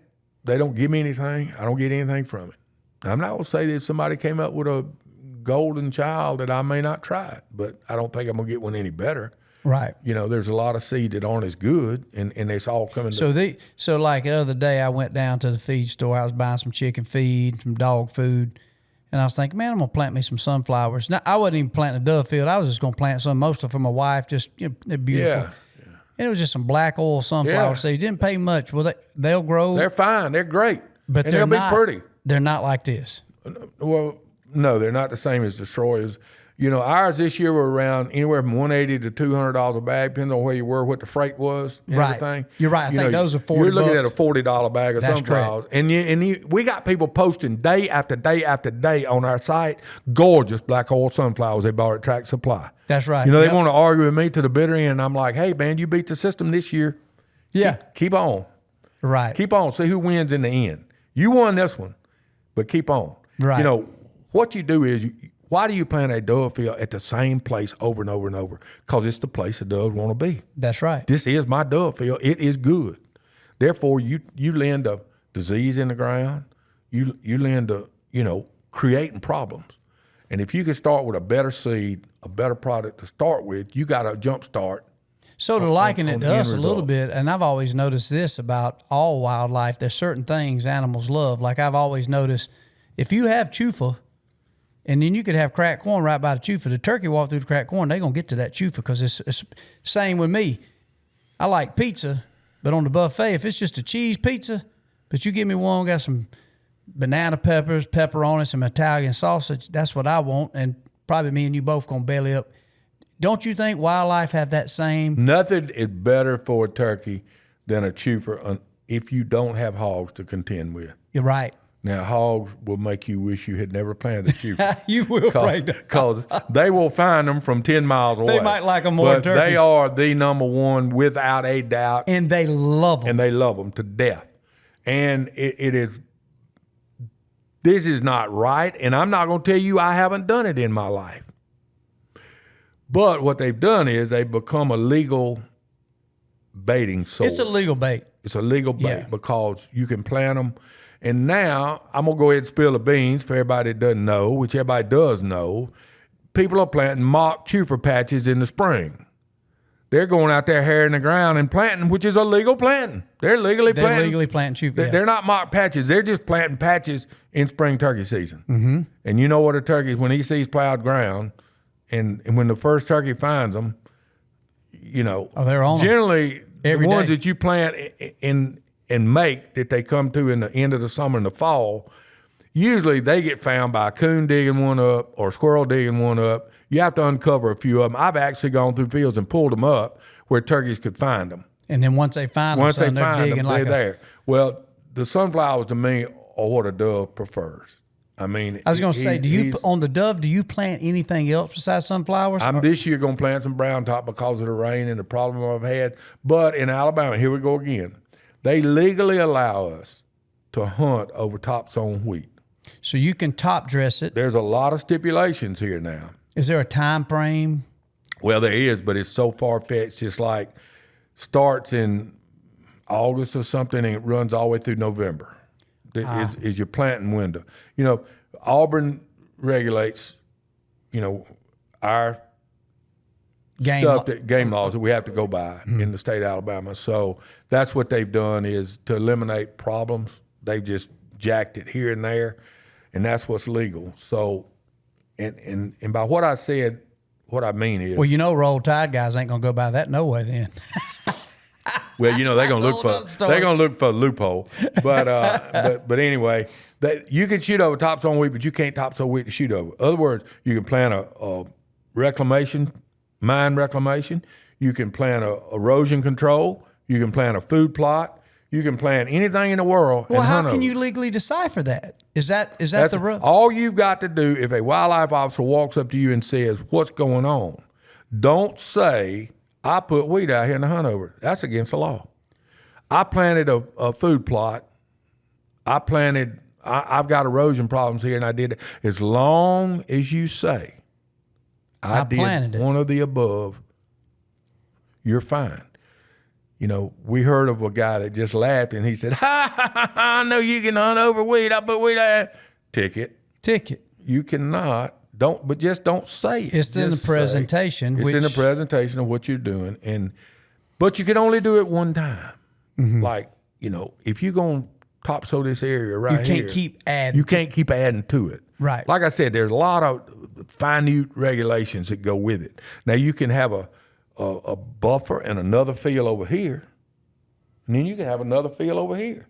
Right. But you cannot redo that one. That makes sense because just to back up a little bit, because obviously a lot of times if I got the right rain in September, I will go ahead and start my food plots. And I've noticed where I have plowed and say with a hopper dressed the field for true wheats and oats, like forage oats. I was planting a lot of them. And then I'll look at my neighbor and like, man, I hope I didn't hurt you, because he's always a big dove. And I'm like, man, I just planted my food plots back here for my deer and I got dove all over them. And technically, now I don't know the difference in Georgia and Alabama, but technically I'd be legal to hunt that field. Well, Georgia has planting dates. You have to go by their planting dates. So there's a planting. It's a little different. But in Alabama, if I planted a deer plot and I planted those seed to truly grow. At any time you can hunt over. You can hunt over. In Georgia, you'd have to go by the beginning planting date. I got you. There's a little bit different regulation. There's a little bit different. And I'm sure it changes state to state. Yeah, and it does. And it's guarded by the U.S. Fish and Wildlife. Now, as far as if you grow corn or sunflowers and you bush hog and there's seed everywhere, perfectly legal, right? The law says, the regulation, there's a big difference in laws and regulations. People don't understand that. There are very few laws. They're all regulations. That you can manipulate an existing crop any way you want to. Mm-hmm. The big deal now in dove fields you'll find out the hardcore dove hunters, the hardcore field prep guys, they have a silage cutter. Most of us have 1 row silage cutter. Some people have 2 rows. But we can take that silage cutter and ride right down that row, and we can blow that cracked corn. Say it's corn. We go right down the row and we blow cracked corn all over the dirt over here. You can't put it out of a spreader as thick as I can blow it with that silage cutter. Out of truly grown corn. Truly grown field corn. Yeah. That's legal. You're manipulating an existing crop. You just can't take it out of the field and bring it back. I got you. As in somebody says, I'm going to store it. I grew it right here, and I'm going to store it in that wagon, and then I'm going to put it back. No. So essentially, which gets into a whole nother topic of baiting. Technically, in most states, if you have the money, the tractor, the wisdom, and understanding to ag, you can create bait as long as you're doing it in a farming process. But I think I can remember you being very outspoken about feeding corn to deer, and you saying that here's my buddy, he's got 20 acres. He hadn't got a $150,000 tractor. He hadn't got a blank checkbook at the co-op. He can't go plant 10 acres of corn that my neighbor can plant over there. He can plant 100 acres of corn. That's right. And leave it for the deer. Right. Do y'all really think it's right that my neighbor who has 20 acres and can't afford it gets kind of left out because of this and that? And yeah, I said that when it was a heated conversation thing, which the state of Alabama, and I love the Yam, they finally realized, how bad can we be? 90% of the people are feeding them anyway. Why don't we get something out of it? So they passed a rule that they charge so much on your license. A bait station, you pay extra. No, when you buy your license, if you're non-resident, I think it's $50. If you're resident, it's $15 extra to hunt over bait. Yeah, all right, which everybody's going to do that. Created over $2 million the first year to enable them to put wildlife officers to every county. Mm-hmm. Gave them revenue they never had. And people doing the same thing that they were always doing anyway.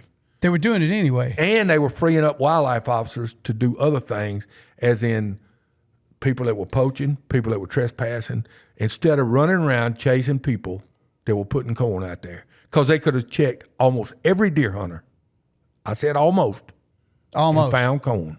They found corn. You know, As a matter of somebody fact, asked me, would you hunt over corn? I said, if I went to my blind and I looked out there and there wasn't any corn, I'd go back to the truck. well, that's what's always been the irony, and even from what I've always labeled the Pharisees of hunting.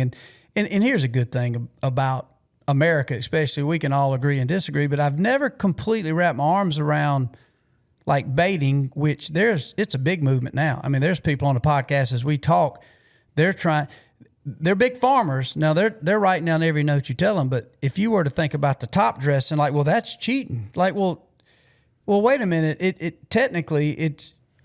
We are planting sunflowers to attract dove. We are planting chufa to attract turkeys. And believe me, I have done it. I have done it with kids where I've have a chufa field, and I've done it especially with a couple people that was handicapped. I don't know the proper word, where me and you, our favorite thing to do when we'd hunt together, man, we'd walk those drains and call and strike a turkey and bring them into a call.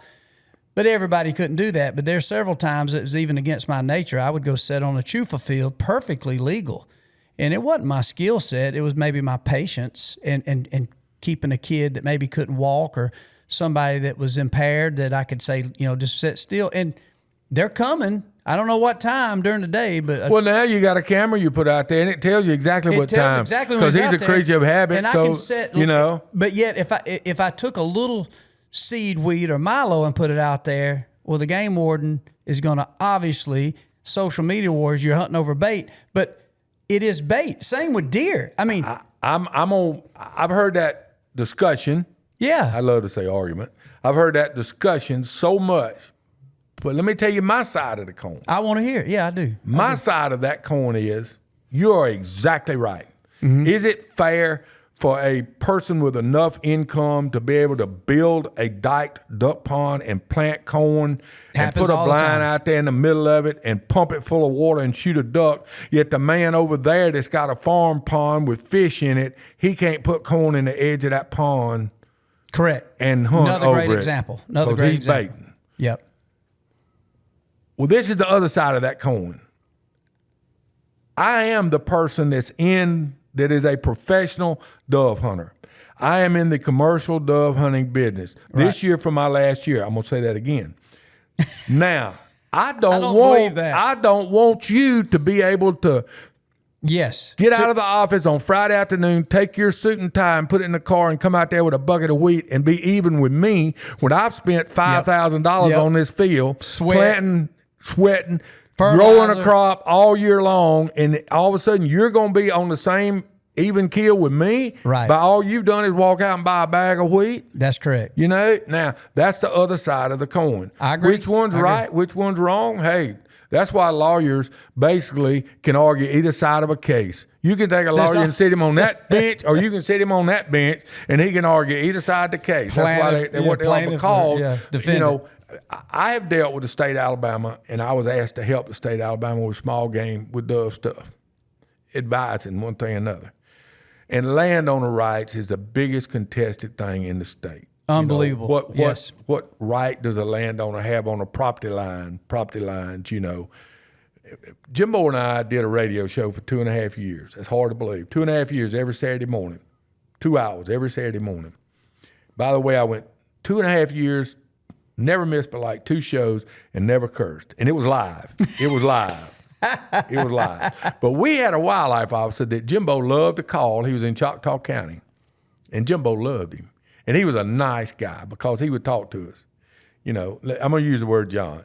John, what are you doing this morning? We're live on the air this morning. He said, well, I'm hanging out here around a truck waiting on so-and-so to get back, and said he's not going to be real happy when he sees me because I know where he is, down there. The guy, he would be real animated, but calm about it and everything, and we would talk to him about what did he think about this and what did he think about that. And I've sat right there in Montgomery and walked up to the floor, to the mic, and said, where is it going to end? I mean, why? I mean, I think we got a lot of changes done, but until you actually say this, when you leave the word interpretation in something, this wildlife officer interprets it this way. This wildlife Yes. officer interprets it that Yes. way. This guy says you got to be 80 feet. This guy, until you write down a number, until you write down a definition of this, until you, and all of them have a handbook that they pick up and say, this is Here's the rules and here's the rules. regulations. Here's what they are. You're going to always have discrepancies, and you're going to always have people saying, I think I was right, I think I was wrong, you know. That's why we have a court system. But There's a the hell of a lot bottom of- line yeah. is, in the state of Alabama, now I fell out with them. I did. I had a discrepancy with them. Mm-hmm. Ended up not amount to anything. I was found right. But they want people to hunt. They want Overall, to they sell want. hunting I think licenses. that's fair. They on want most of the states. folks to hunt. I just don't think, this is me personally talking now, and it's going to air, that's fine. I don't think they spend enough time getting all the wildlife officers together and saying, let's work on making people like us. I don't disagree with that. Let's see what we can do. When and I can't call his name right now, the head of the Alabama Game and Fish, Is it Chuck? Is Chuck? that was Chuck Sykes. He's gone. He's gone? Before Chuck, Okay. the guy that was there, and Lord knows he's going to be mad at me. He came and hunted with me a little bit and everything. He was at one of those banquets. Mm-hmm. They had that van parked out front. He actually gave $5,000. The state did. Oh, that's to the cool. NWTF. Yeah. He brought his vice chairman over there and him, and they spent the night in the van. They had a great time. He said, like, we're not going to drink and drive, so we brought our motel with us. I love it, yeah. You know, he said after the first 10 days of hunting season, he said they're not allowed, because of the systems that we govern by, to single people out and really, as in wildlife officers, and really Call it harass or just on their own. Talk to them sternly. Yeah. How about that? Yeah. So what I did was, he said, Vandy, he told a group of us standing there this. He said, Vandy, I looked at all the tickets written through this group of people. I took 10 officers and I called them together and we had a meeting. And he said, here's how it goes, guys. We wrote, and I don't remember the number, don't quote this. We wrote 62 tickets opening weekend for no hunting license. 62 tickets. 10 of y'all. Said the fine is going to be $250 a piece. Of that $250, the state of Alabama, the game department, is going to get $15. The court system is going to get the rest, and the state is going to get the rest of the money. Holy cow. He said, do all of y'all carry a cell phone with you at all times? And they all responded, yes. He said, well, let me run something by you. What if you ask that person, look, I have my cell phone, and I have the number I can speed dial for you to get your hunting license. Would you like to get your hunting license? Yes, sir. He punches that number in. They sit right there and buy their hunting license. We get 100% of that money. And you're talking about non-resident, if it would be, It might be $300, $400. $300, $400, yeah. He said, we get 100% of that money. And how much does he like you when you walk away from there? Just something that simple, because I've got a lot of complaints and gripes about the system in that case. You know, when it comes and we hunt out of state, and obviously why, if I'm going to spend, I heard you say it before we come in here, we were talking about if we go out of town to hunt and we've got literally $7,000, $8,000, $10,000 in buying production equipment, production travel, getting rental cars, and we go to the state of Kansas, for instance. I'll use that as an example. That's the easy one, because in Kansas, you know, you draw the whitetail tag, and we draw that. Well, for years, obviously, so many people go to that state, and you think you got your whitetail deer tag, either sex tag. Well, guess what? You still got to buy an $80 license. Well, I think it might be a little more. Well, you're hunting illegal, and I don't know how many people they wrote tickets for. When honestly nobody was trying to scam Kansas. We're guilty of that on the turkeys. I mean, we bought the tags and didn't realize you had to buy the small game to go with the tags. They did it online. $30, $40 difference. $30 deal, and they made a big deal out of it. And we weren't trying to beat the system. They could have been nice about it. They could have said, would you be interested in, we told them, look, we'll give you a credit card number right now. Punch us in for that $30-something, whatever. Make it 50, round it up. And instead, you're going to make everybody mad. You're going to make us talk bad about y'all. You're going to do this, you're going to do that. It's just a simple mindset. And I really think, with the exception of a few that wake up on the wrong side of the bed, I agree with this. we're hiring I can already tell you. a new group of wildlife officers. Yes, because I've had some amazing wildlife officers that have just I mean, we been got so... checked last year, and the guy comes up to the field. It's a morning shoot, and I actually get a phone call on my phone from somebody driving down the highway, because this field's right on the highway. And they said, Vandy. I said, yeah. He said, the man's turning in the gate right now. I said, I appreciate the call, man. Thank you. Everything's fine, you know. Right, we're good. And he pulls up in the field, and he parks a reasonable distance back where the cars were.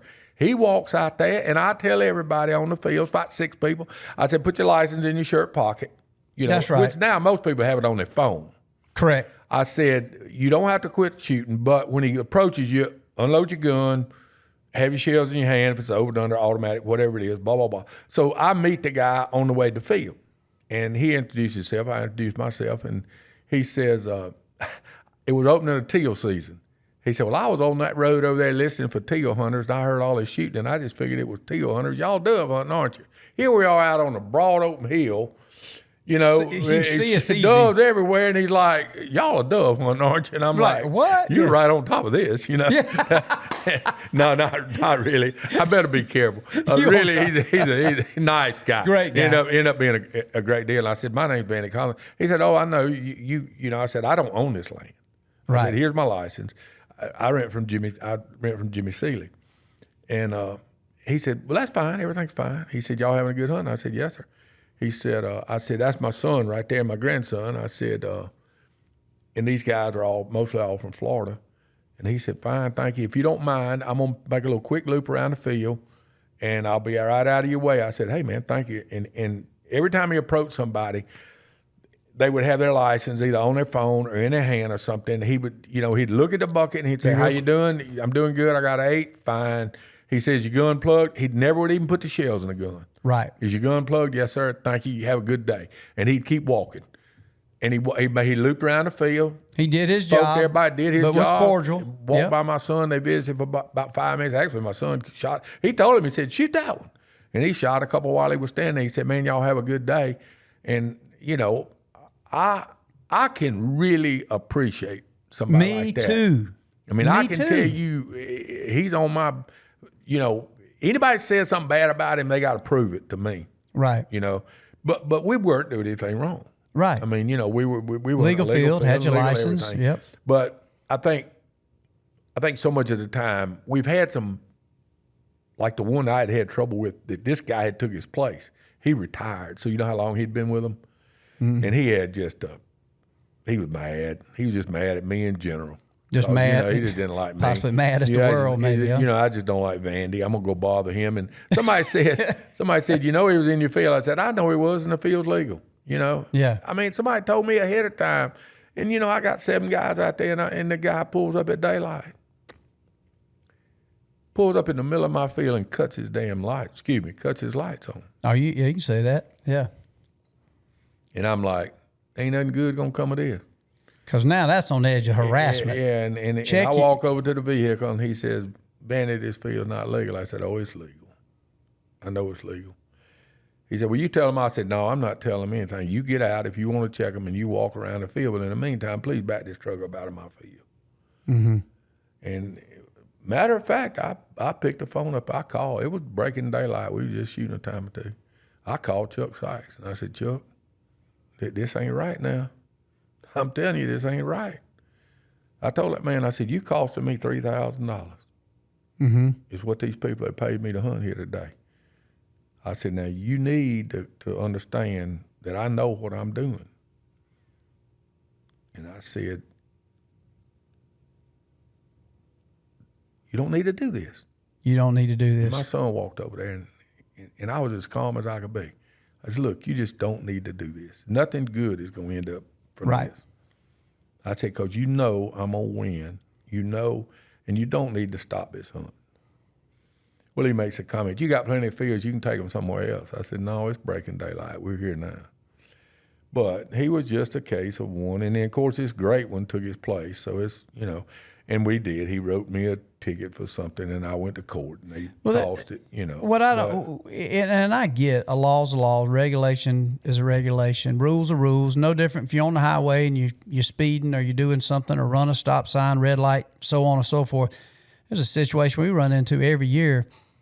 We team up with Jackie Bushman and talking about squirrel hunting. I'm adamant on these kids need to learn to shoot. They learn, your first deer don't need to be a 150-inch deer, and you don't need to go out there the first time you're on a dove field and just think you need to get a 410 or 20 gauge. Hang out with your dad, hang out with your uncle, learn what the woods are about, enjoy it, and when you're big enough to handle a firearm or whatever. So we started taking kids with good squirrel dogs with pellet rifles, and we wouldn't even kill a lot of squirrels, but we would work with the 4-H and get a lot of these kids. They've been in learning to shoot pellet rifles. That's what they shoot. And anyway, with that said, we'd get some hunting personalities. I remember we was over, and everybody, Jackie was adamant, and at times the Game and Fish would come, and we'd make sure everybody had all their license. You know, if you're going to be toting a pellet rifle, literally a pellet rifle, not a 22, not a shotgun, a squirrel, which there's not a shortage of gray squirrels in the state of Alabama or Georgia, anywhere around these parts. Matter of fact, you know, some people might not even put a lot of value on them these days because it wasn't like when we was kids. But our intention was a lot of things in the roots of hunting are being lost. Like that's another topic to discuss. Well, we was taking them. We'd work with the 4-H and bring some of these kids. We had the best time. My kids would go over. I ended up buying 2 squirrel dogs, and that's one of my favorite things to do now is hunt squirrels with a dog. I love it. Pellet rifles, with Gammo pellet rifles. Well, a couple of the moms come with their kids. They've never been in the woods in their life. I mean, they're over there with 2 cans of off and worried about snakes. And I'd be John Brown. All the kids had their legal license. All the people with them had, and they, you know, they were being a part of the hunt. They were considered part of the hunt. They wrote those. There was one particular game warden come in, wrote 2 or 3 tickets for a mom or a dad that didn't even and shut the whole squirrel hunt down for those sectors. And I thought, even though by the regulations they should have had one, there's a middle ground. There is a middle ground. Where is the discernment to see? Here is a mom. I'm gonna bring this. And I thought, man, I was so mad, and the personalities that was taking these kids, they were so mad, ruined the whole day over what would have been wrong. Is saying, hey, listen, by legal standards, you need to go ahead and buy this $50 license or $40, or if you're non-resident, these are all local, so it wouldn't have been nothing to buy a squirrel license. He wrote them all tickets, all big fines, and shut the thing down. Now, I think it might have went to something. Jackie would know better than me. But, man, you're talking about put a sour taste in my mouth, and you think those kids, some of their first time hunting, and those moms want to do anything to do with wildlife or worry about it. And I just thought there's a part of that you got to have a little bit of common sense and discernment of what are we doing to damage anything. Let me run this one by you if you don't know it. A few years back, good many years back, state of Alabama put on a youth hunt. In the neighborhood of 100 youths signed up and went on this dove hunt. Mm-hmm. The field was built by a farmer, really nice, and Auburn oversaw the building of this field, as in the harrowing and wheating or whatever they did to this field. 100 children. 35 first-time hunters, 30-something middle-aged hunters, and 30-something hunters, 30-something of them accompanied by their parents. There was a U.S. Fish and Wildlife agent that had a beef with the sheriff from a case years ago somewhere, some dealing, something, somewhere. He comes in and shuts down the whole hunt at 12 noon, 12:30. So a federal official does not allow, shuts down in Alabama. Does not allow the state to put this youth hunt on. Well, they're drastically trying to call the governor, and they can't get, I don't know if it was K.I. at the time or who it was, but they can't get the governor on the phone. They can't get who they need on the phone. They said, well, that's okay. That's okay. Don't panic, everybody. We got this other field we're going to hunt next week down the road. We'll just go down there. We'll hunt this field. We'll have to move everybody and all. And he speaks up and he says, no, that one's illegal too. I closed it also. That's just sheer So meanness. you got one person that's got me. a beef against somebody, and he shuts down 100 children that want to go hunting. That the state is putting this on, and it's regulated. The fields are regulated by Auburn, who writes the regs for the state of Alabama. That to me is, I can't understand or even comprehend that level of, I don't know what the word is in clinical terms, narcissism or just mean or evil or just some things that happen. Bitterness. It's some things that happened that, and like was said later, which hindsight's always 20/20. They should have gone ahead and done the hunt, and the state would have just paid the fine. Well, it gets back, and even going back, even before we started talking about this, because this is a pet peeve to me, because I agree with you. I would say the high majority of all game wardens in DNR, they're good people. They got into the field because they big hunters. They love it. Now, I do think you got some at the federal level that they're diehard anti-hunters, and they're out there to try to create havoc in the regulations and everything for our success. But overall, you look at even when we first met down hunting turkeys, you were the first that I had never seen spend the amount of time. You would almost, I remember before daylight, you'd say, there's going to be a turkey gobbling there, and there's going to be 2 here, and there's going to be 1 across that drain more than likely. We're going to hear 4 turkeys gobble this morning. This spot, we might hear 6. They're going to be 1 old turkey. And I'd be thinking, man, this dude talking some nonsense. And every time you knew before whatever was there, you already had it in your mind, this year, 9 turkeys. This year, 10 turkeys. I might back it up and be 6 turkeys. So my point is, as a private landowner, in this case, you're managing it. Who loved those turkeys and quail more than the owners and you?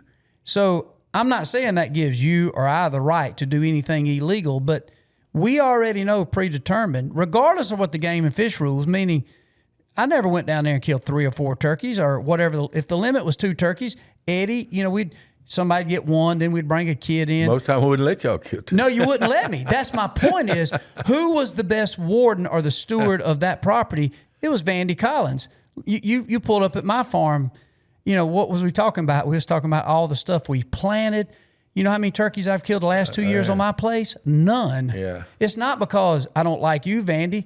It's not because I don't like my kids. It's not because I don't want my wife to kill a turkey or me from time to time. It's because I wasn't seeing or hearing what I thought was sufficient. Now, in my mind, I will say, I did go a couple times because I thought to myself, based on just my experience, I was like, it ain't going to hurt nothing to kill 2 or 3 turkeys off this place this year. 560 acres, ain't going to hurt nothing.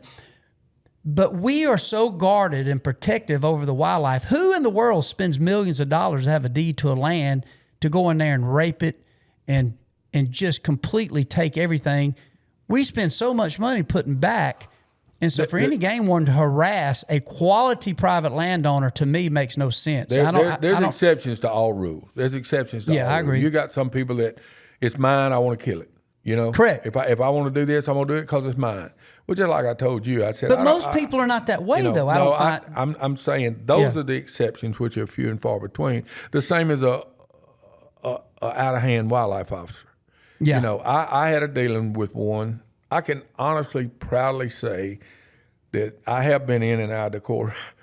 Not proudly say I've been in and out of the courtroom, but I have walked out of the courtroom every time with a not guilty. The 2 or 3 times I've been, and I have had the knowledge of going to the U.S. Fish and Wildlife courtroom, as in the feds. I have been to the federal courtroom and was told at the time, and wouldn't have done it except I had a cousin who was a very good lawyer, and he said that I wouldn't have to pay him.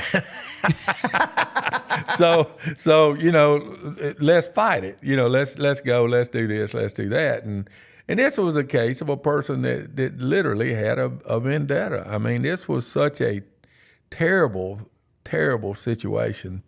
And I'm gonna go ahead and I'm gonna vent it because everybody knows it. It was in the papers. It was everywhere. It's no secret. The guy, we were filming 2 TV shows. It was all girls hunt for the National Wildlife Turkey Federation. And when the dust settled, we went to U.S. Fish and Wildlife Federal Court. My cousin told me, don't open your mouth. He gave me a pad and a piece of paper. He said, if you want me to know something, write it down. He said, don't say a word while we're in here. He said, these people don't play. He said, they don't play.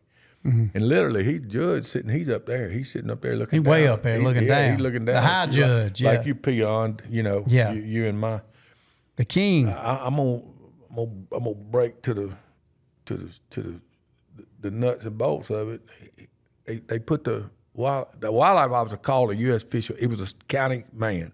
He called a U.S. Fish and Wildlife officer to be on the scene of the bust where it could go to federal court because he knew it would be thrown out. He knew it would be thrown out of county court. So there's a federal officer involved. So the county officer testifies that he went to the city of Linden, Alabama, got a deputy sheriff to drive him to Thomaston 10 miles, put him out at midnight 3 nights in a row where he could walk into the field and check his circles he had made to see if we were adding any wheat to the field. Now, he stopped the deputy from doing his job to drive him down there at midnight 3 nights in a row to check the circles that he had put in the field. All right. Well, they wrote me for manipulation. The person in charge, by the way, gets the citation. The hunters don't. The hunters, you have to do two things. First, you have to ask the person in charge, is this field legal? He says yes. And then when you get there, look around your spot, make sure you don't see anything. Then you cannot be held liable. Only the person that's in charge of the hunt. So I had like 8 counts of manipulation, all the girls. And illegal trafficking of migratory wildlife. That was the good one. Tom Knapp was closing the show, Benelli American Bird Hunter, and he said, Vandy, when you get a chance, get a bird and bring it over here and hand it to me where I can talk about how great it is that you've got this good dog and you're able to help people keep from losing dogs.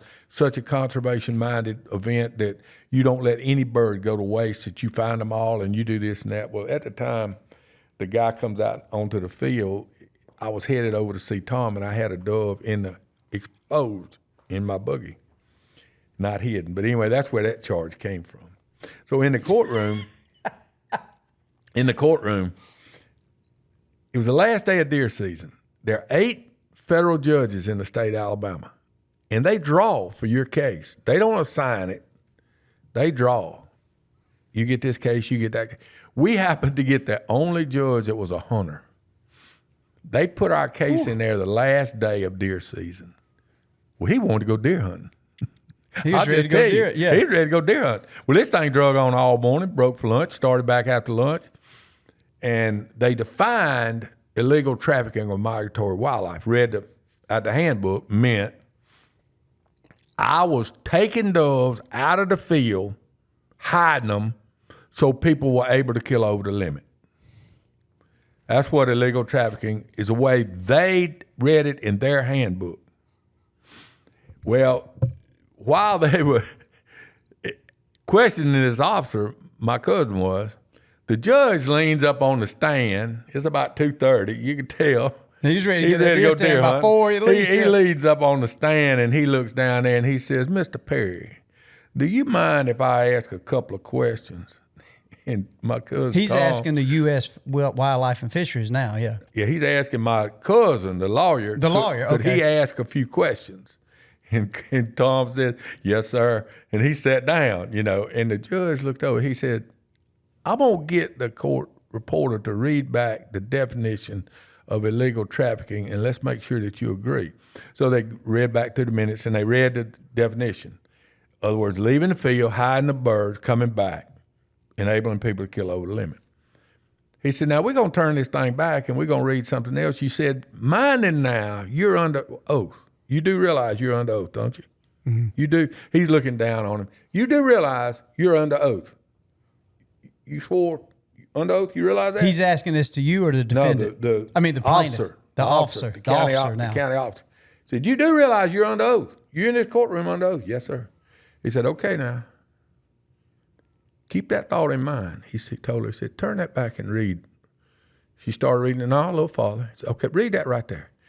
Well, it was Phillips, the federal wildlife officer. Something Phillips. Anyway, he said, we positioned ourselves in such a way that we never lost sight of Mr. Collins the whole time the hunt was going on. Now, help me if I'm wrong. You charged him with illegal trafficking, which we read the definition of that, but you also said you never lost sight of him. Now, which one's it going to be? It's got to be one or the other. One of them's obviously going to be a lie. And my cousin done kicked me under the table about 3 times. My shin was black and blue. So now he's like, and I was wanting to tell him, why'd the judge catch that? Why didn't you catch that? But anyway, the judge caught him in a falsehood. Of basically trying to fabricate something. Basically you had to fabricate one or the story. other. And to show you how the judicial system works in the wildlife department sometimes, in this case, this hunt was in October. I received the citation in the mail in November. We went to court January the 31st, and I got the ruling on June the 20th. Oh, my goodness. So you're talking about a person in the commercial dove hunting business, and the wildlife officer had gone to the paper after he stopped the hunt at 4:30 in the afternoon. He went to the local paper in Linden and put on the front page that if you plan on hunting with Vandy Collins, if you live in Marengo County, Vandy Collins is robbing you of your natural resources, and if you plan on hunting with him, you probably and will be hunting over a baited field. So in that case, defamation. That's a quote. That's straight defamation. Of how some of them can be. So his goal in life was to make your life miserable. It was a vendetta. And I tried to say, look, man, I'm responsible for 216 out-of-state hunting licenses this year. I spent more money in this county than anybody trying to help produce revenue. And why are you mad at me? And the other side of it, why would you be trying to rape the resource when you depend on it at that level? Now, once again, everybody's different. Would somebody in some case, some outfitter or some situation or setup try to do that? But you won't be in business long, because I have personally shot dove with you many, many times, and I always thought Vandy had a sixth sense. One is I was a guy to game one come check because he had heard me shoot so many times and knowing I'm over the limit, and I still got 6. I can tell everybody. I can tell everybody on that field how many they've got at any given time. And I've seen you shut them down like that's enough. I can walk on that field. I've said you had to count because you got 13 or 14. That's and right. I've heard people in the conversation say, "How did he know?" And I'm like, "How did I know? I make a living at it." So I've heard you get in arguments like that's enough. You got your limit. It's time to eat barbecue. I take, the head of the game and fish. Chuck Sykes has hunted with me 3 or 4 times. When we was over there, Bobby Cole hunted with me one time. Bobby Cole, great guy. From Mossy Oak, great guy. Bobby's hunting over there with his dog. We first met, and we had a lot of those ringneck doves. And, you get in a lot of people. And when your dog's not broke, which mine's not broke, a lot of dogs aren't broke, a dog will pick a dove up when you're not focusing. That's correct. Maybe.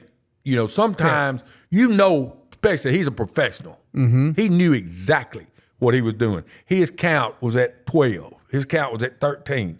Well, all of a sudden, he waved me over. He's through. Give him a ride back and everything. And I said, "You got your 15?" He said, "Yeah." And he's counting them. And he gets a look like you had shot him. Mm-hmm. A horrified look on his face. And he looked at me and he said, "Vandy," his dog's name's Cooper, I think. Copper. He said, "I've got 16 doves here." He got one over. I said, "You got 2 ringnecks, so it don't make any difference. You can have all them you want. It'll be all right. Come on." My limit's 15. Right. I tell people you can have 5 ringnecks, but you still only have 15. Because Right. I have to preserve my doves for the hunt the next week, and the next week. That's correct. Just like you say. So my limit's 15. Right. If you kill Ringneck 5 ringnecks or whatever, gray it doesn't dove, matter what or they turtle, are. whatever they are. And people say like, "Well, I killed a pigeon." I said it was a target.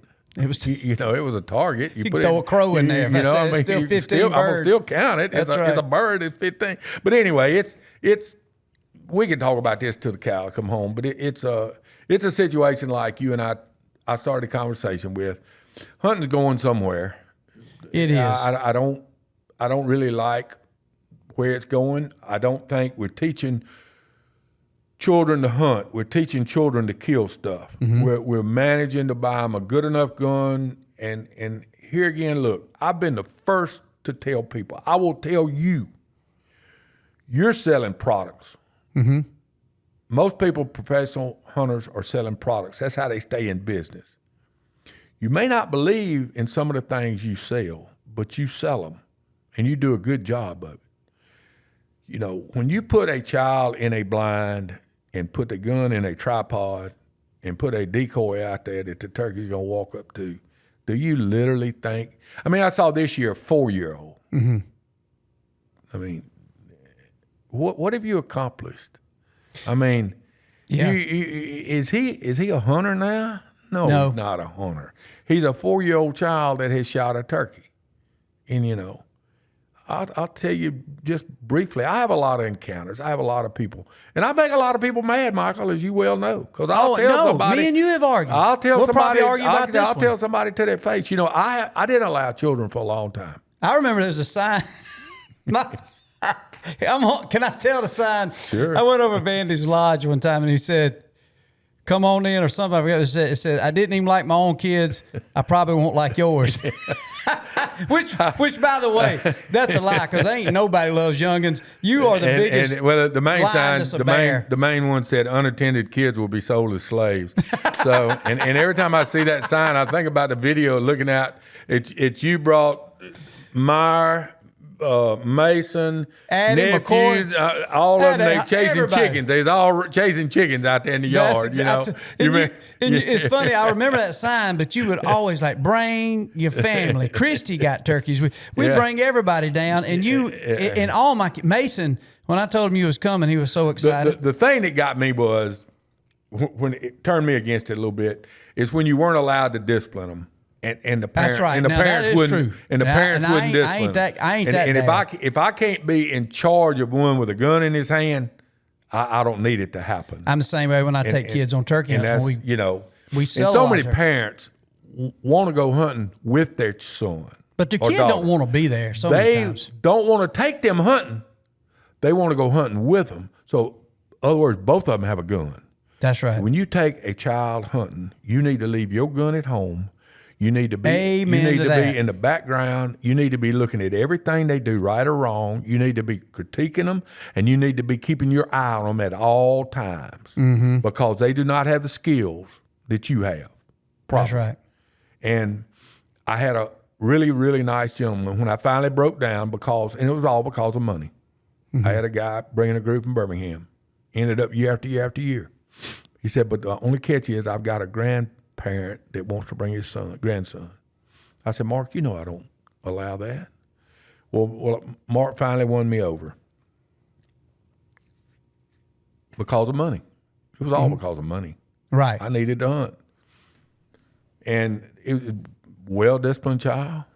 Grandfather couldn't have been any nicer. Couldn't have been a nicer man on the face of this earth.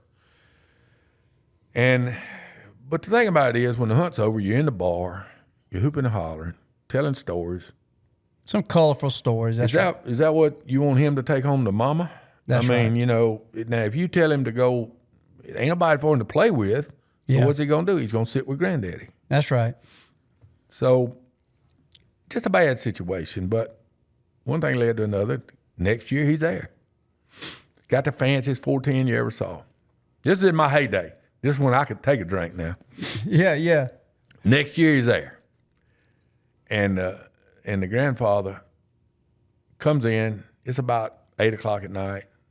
And I'm really having a good time. It's story time. I'm really having a good time. All the jokes out the pocket. We're having a good time. And he says, I'd like to talk to you about my grandson and what I need to do with him.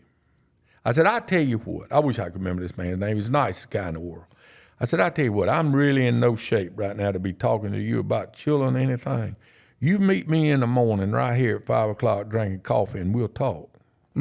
Next morning at 5 o'clock, bright and early, he comes in the back door. He sits down. I sit down. I'm drinking my coffee. And we sit there, and he says, now, what do you want? I said, what do you want to know? He says, well, what do you think I'm doing? I'm right, wrong, whatever, this, that, and other. I said, first off, and we touched on this, I said, what kind of guns he got? Man, I bought him, and it's a top of the line over and under 410, cut down to fit him, little bitty kid. And I said, how many grown men do you see out there shooting a 410? Hardest gun in the world to shoot. And you give it to a child to expect to kill something. Well, he's just not big enough to, I said, now, you answered the first question. If he's not big enough to hold a bigger gun, he's not big enough to be hunting. I didn't say old enough, I said big enough to be hunting. Because there's safety involved in handling a gun. You have to handle the gun. The gun cannot handle you. And I said, what do you think mother and daddy think when you spend your time down here teaching them to lie? Well, what do you mean? I said, how many doves did he shoot at and kill yesterday? In other words, granddaddy's shooting the same time he's shooting, and he's claiming it. So makes him feel good. Well, he killed 6. I said, did he kill 6 doves? Or did y'all shoot 6 doves? Right. Well, I said, no, I don't. I said, you're teaching him to lie. He gets in there and everybody asks him, John, how many did you kill? Well, I killed 6 today. Oh, man, he's a hero. All the grown men applauding him, telling him what a great guy he is and everything. He ain't killed nothing. Right. I said, so what point I'm trying to make is he just, you're not doing right. You need to teach him to hunt, not to shoot a gun. Right. You can learn to shoot a gun at a skeet range, at a trap range, anywhere shooting at a target. He needs to learn to hunt first. Or just let him shoot and miss until he gets so disappointed. Yeah, to where leave your gun. And I told him, what? leave your gun at the truck. Well, the next year, I was ready.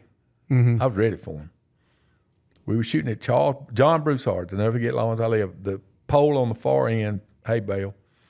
I told his daddy, I said, you get right there. He said, well, John, come on over here. I said, no, you get right there. I'm taking him. We're going down here to this hay bale. It's where they came through a little opening. It was a good spot. And I sat down with my dog, got my stool, and I got him anchored right there where he could do a bunch of shooting. I got him squared away, and I talked to him. I said, that one's too far. That one's good. That one coming right there. That one's good. That one's good. And I said, when the dust settled, we picked up eight doves. And he actually killed 8 doves.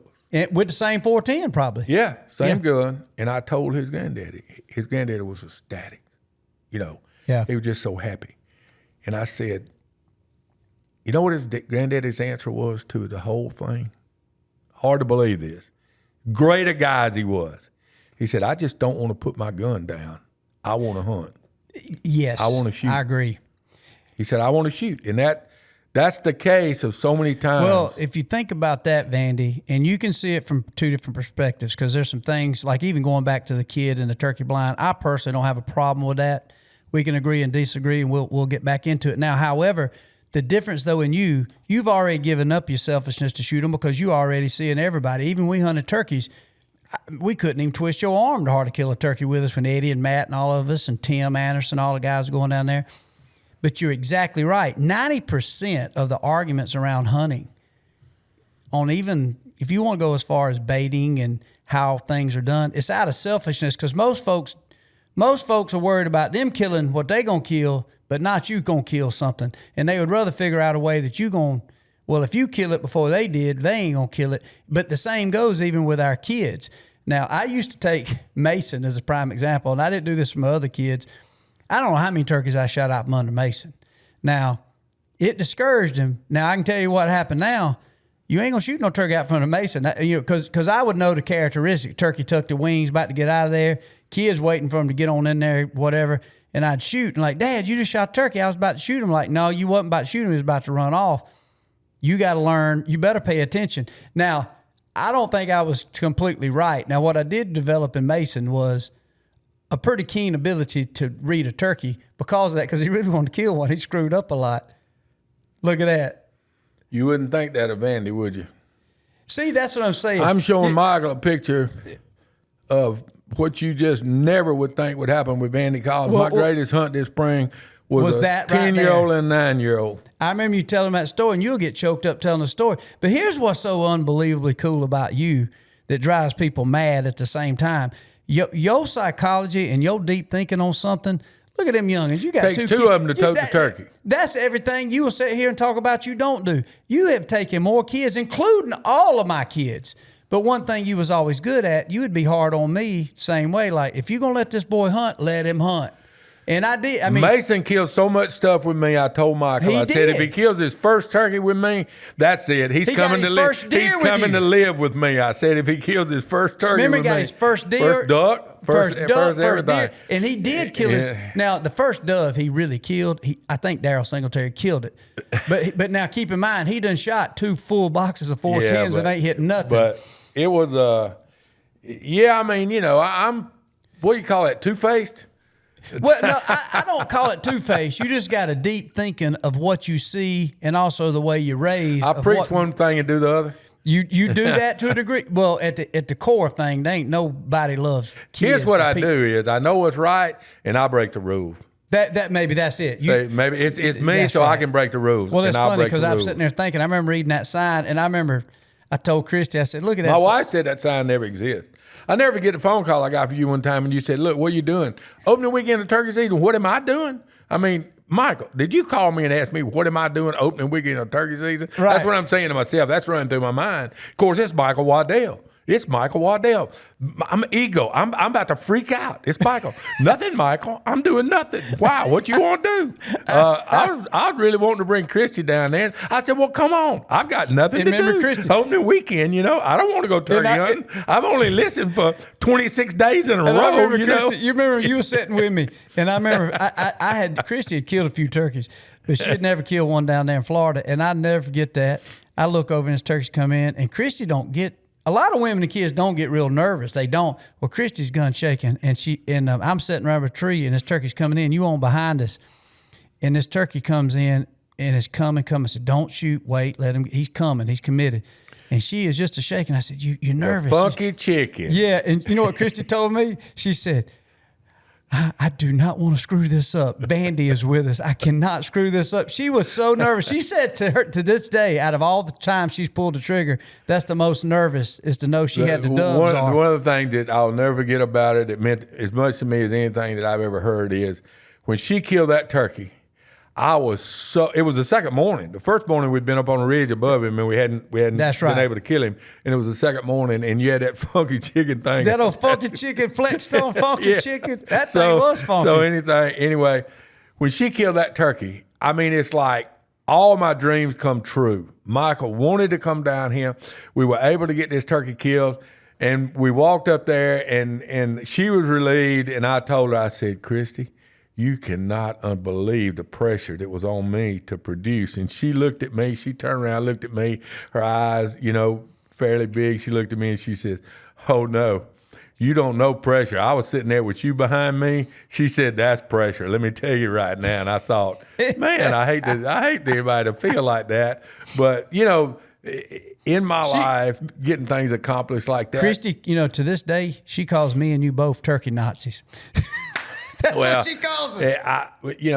We've had some bad times too. We don't talk about them. Oh, we ain't gonna talk about them. Yeah, I never forget. I went and picked you up one afternoon. I'd let you hunt in a spot, and you had shot a turkey, and you said I'd already taken a picture of him. Said he was right there. He was laying right there, and one thing and another, and Jeff Simmons summed this up best to anybody. He said, the man that has more people endorsing him than anybody else, we go back there to look for the turkey, and there's a red, black, and green hole on the ground. There was three different kinds of shells that he had scratched out. That is a story. I got to tell this story.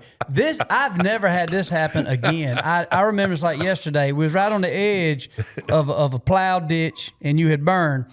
And a turkey gobbled. You told me where to go. You told me where turkey's going to be, and it was afternoon, I think, and or it might have been midday. I don't know. All I know is turkey gobbled. Well, here comes two turkeys. Well, one's coming up the plowed road, the fire ditch, and he comes in there about 30 yards. Well, I crack him. Well, another turkey been coming from across over here. I know the story. I know the turkey. I know the place. And the turkey's flopping around. I go out there, true story, and I got it on video. I wish I could find it. We go out there video, and Mark was running the camera. I go out there and put my hand on this turkey. Put my hand, like smoke cleared, and I stood up and I yelped, turkey gobbled again. And this turkey's flopping. I go over there, put my hand on, kneel down by the turkey. And about that time, I yelp again, this turkey gobble, and he's coming. I run back, and I give the cameraman the gun. I say, I'll video this turkey. And as we're sitting there, he's sitting by the tree I am. We're going to get two. And all of a sudden, I look, and the turkey I just had my hands on is standing up. And I said, shoot my turkey. Shoot him. And by the time, he says, where? And he looked, and that turkey, like he knew, and he took off running. And that's the last time we seen him. Yep. I ain't seen that turkey again. Remember, I said, I shot one. I put my hands on him. I mean, I can remember so many of the turkeys, so many of them. I do too. One time we put you off at the graveyard, and Jeff, and of course Jeff and I we rode and left you down there, and you come out and you had water all over your knees, and you and the camera guy, and you had the turkey. You know, you'd been all down there in the slough and the swamp and the water, you know, and rooted him out and got him killed and everything. That was an afternoon deal. Yeah, that was a big old turkey. I think I sent you a picture. I killed my biggest bird turkey this year I ever killed in my life. You killed a giant. He had 2-inch spurs. Yeah, I did. I tell people I've been so privileged. I've had the greatest land in the world to hunt on, always, by myself. I've never had to share anything. Right. Never done the club deal. Never done, I've been off with people hunting, and we share, take turns and stuff. But I never, I wake up every day, have my own place to go hunting. I'm hunting on 150 acres down there, 7 miles out of Thomaston. Out of Tallahassee. I think I told you, I said, if I was to take you down there before daylight, you'd say, okay, this is funny, where are we going? You hear people getting up, going outside, feeding the chickens, feeding the dogs. You hear folks talking. I mean, I'm hunting on the littlest piece of land, that I've ever hunted on in my life. And Clee killed the turkey. The guy lets us hunt there. He's a very nice guy.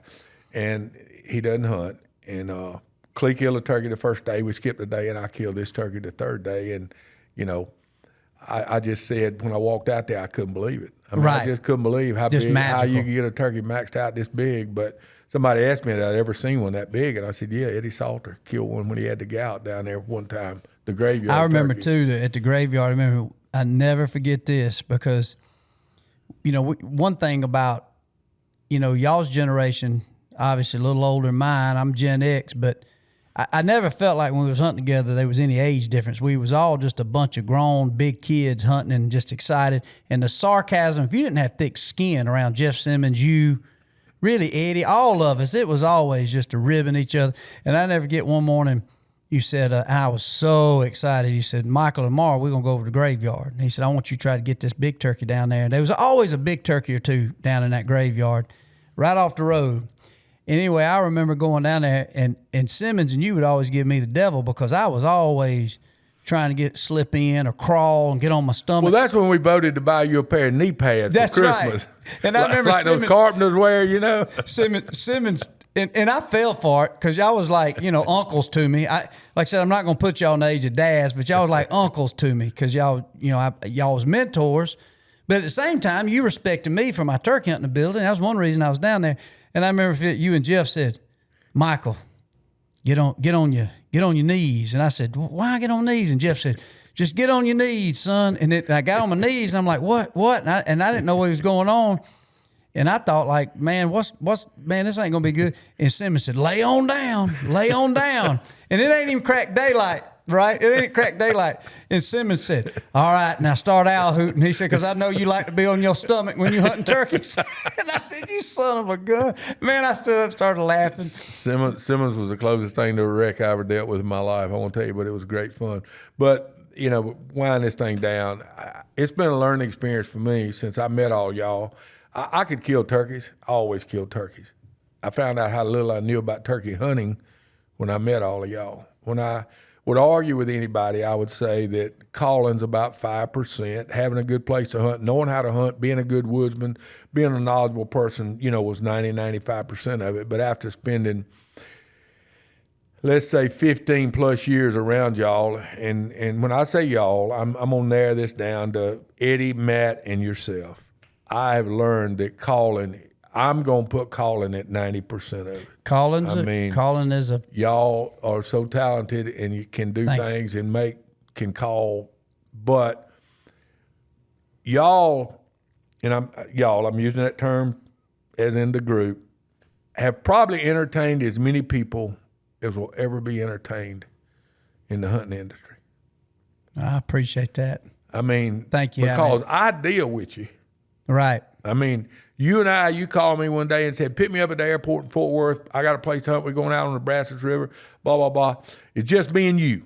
And we get there and you call a turkey up. I killed a turkey the first afternoon. That night, the guy shows up and you end up taking a kid hunting the next morning. Mm-hmm. It was going to be just me and you. Just me and you going to stay in this place, just the two of us. Blah, that was blah. It, yeah. I mean, y'all have spent your life taking people and enjoying it. You enjoy it. But what you did for me, you took my grandboys, but I was always able to let y'all hunt. Always. I mean, I wanted y'all to be able to hunt. I mean, Matt took my grandson and great-grandson, my son and my grandson to kill a turkey the same morning, which was unbelievable.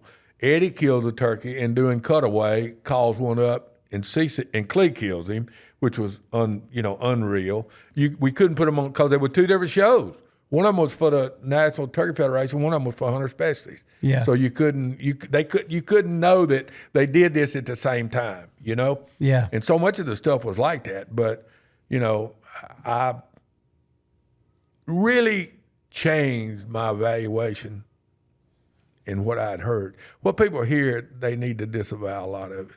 I mean, I learned a valuable lesson about who's who and what's what.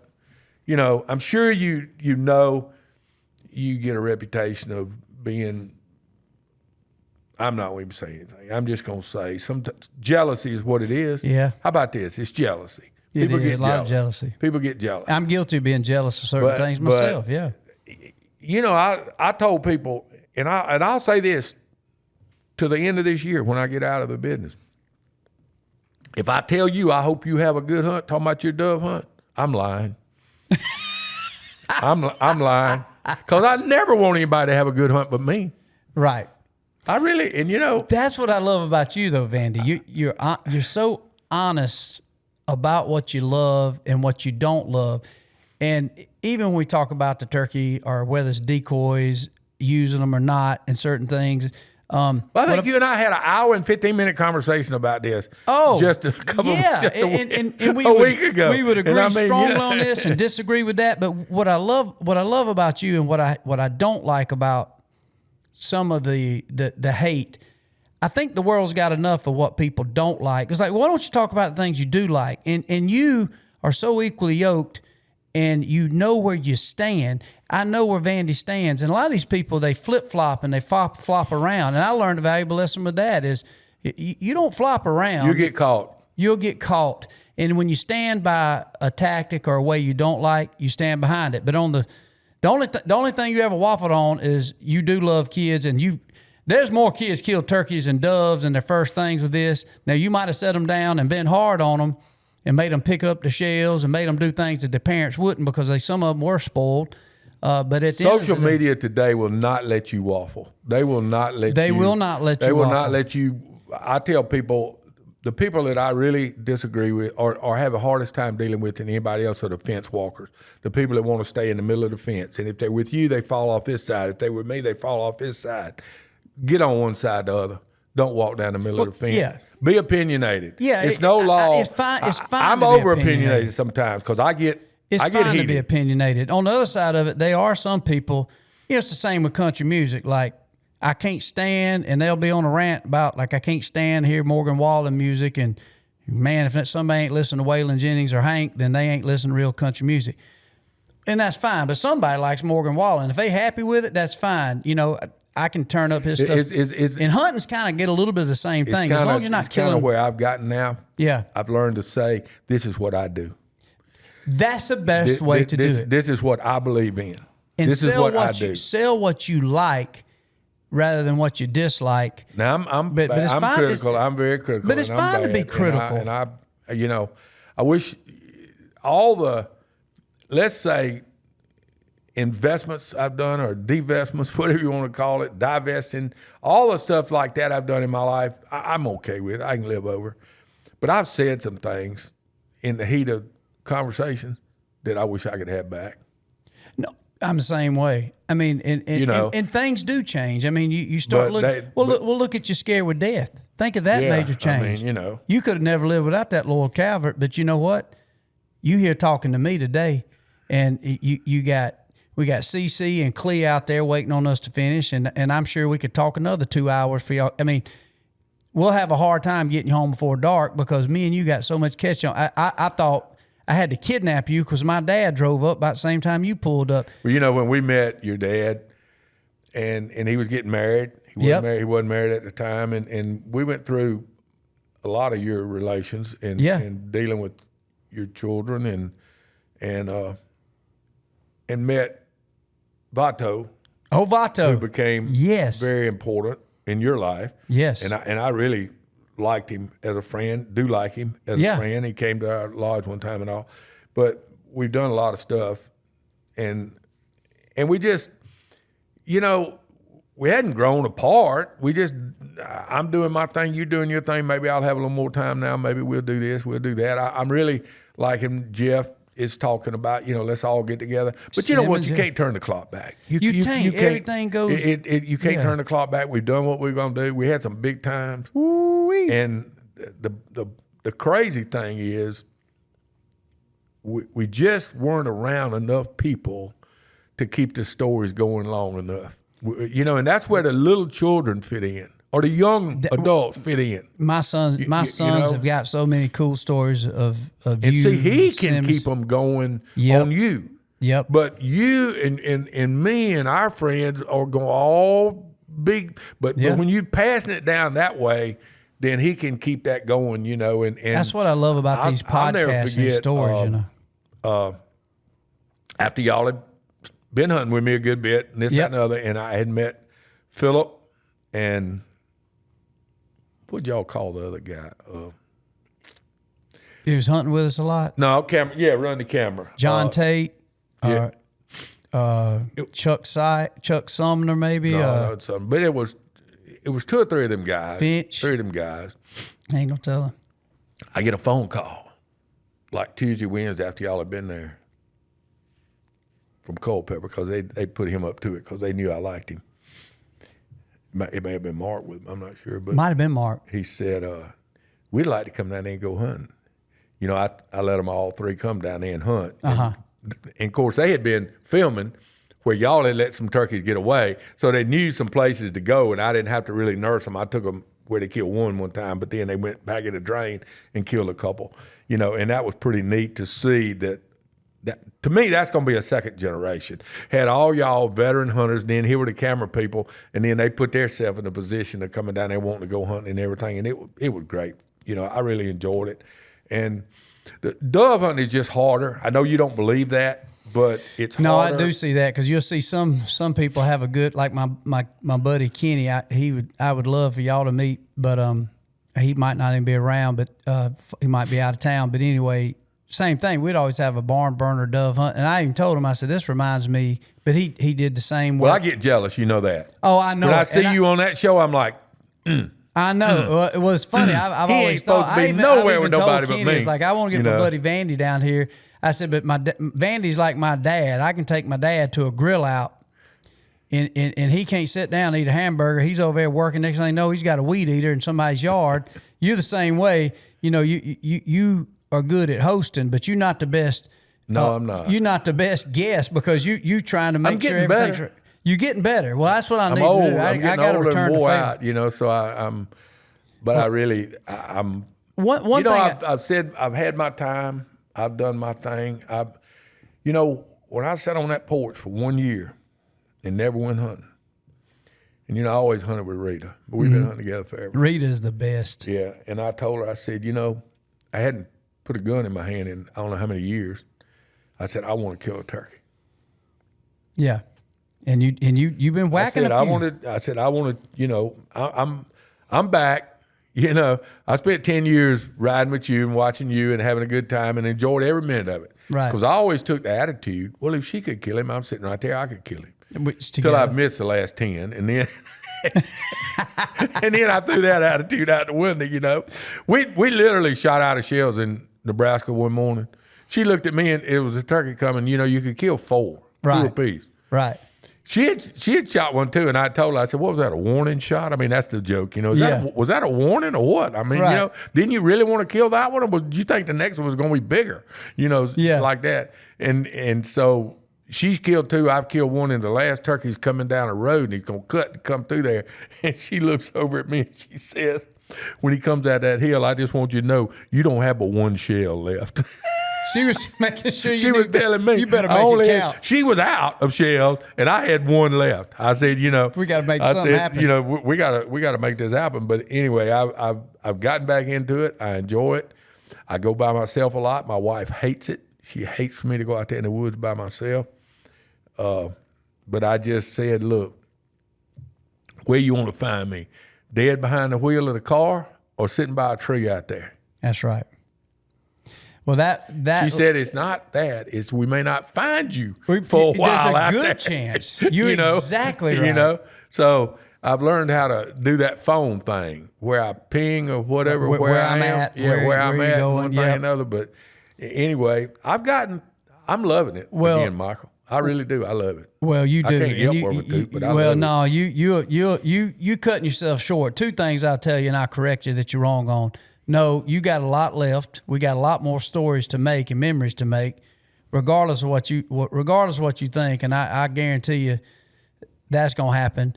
Number 2 is no, you are a hell of a hunter and turkey hunter because, like I say, you might give me and Eddie and Matt a lot of credit for calling, but me and Eddie and Matt used to talk about it. It's like, man, did you see? Vandy would be like, yep, off in that bottom, and be like, well, why didn't he?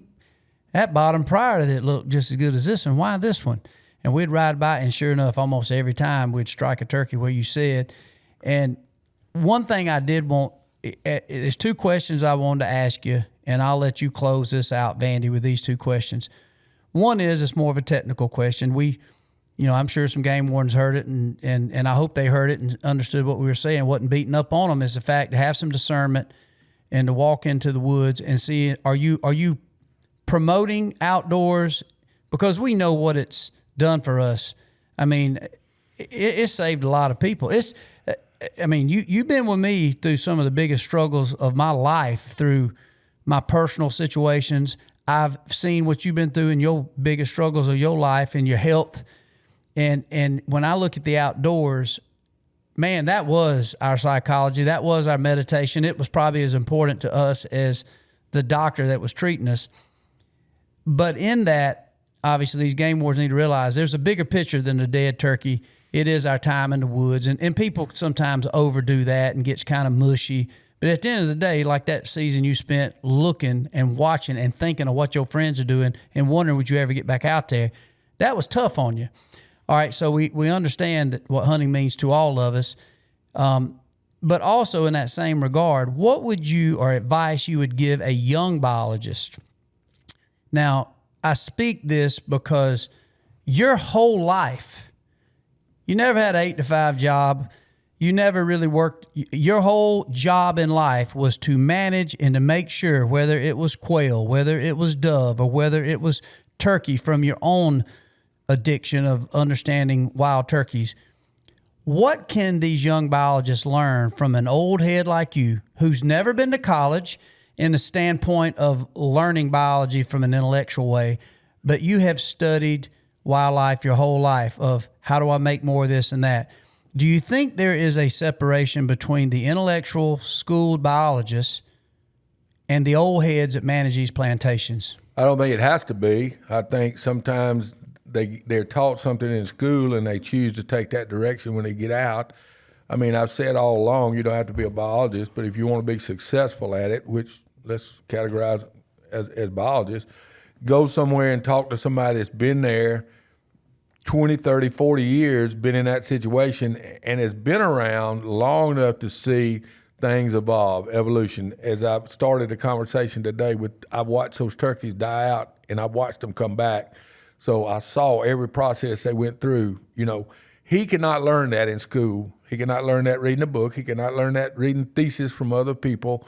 He's only going to learn that from somebody that's actually seen it and done it. And unless he actually has time in his life to see it and do it. But to tell a young person or a biologist out of school, you'll never learn unless you know how to listen. You better be riding shotgun with somebody like you. You better listen. Yeah. You better learn to listen. And I can go to that point and say, it would have been about 1980, in the middle 80s. Tall Timbers Research Facility is a huge facility down in Tallahassee, Florida, primarily quail research. They're tremendous. Well, they catered to the wealthy. They catered, and at the time I took my job, it was basically a handful of really, really wealthy, older generation people that had been glued in there forever.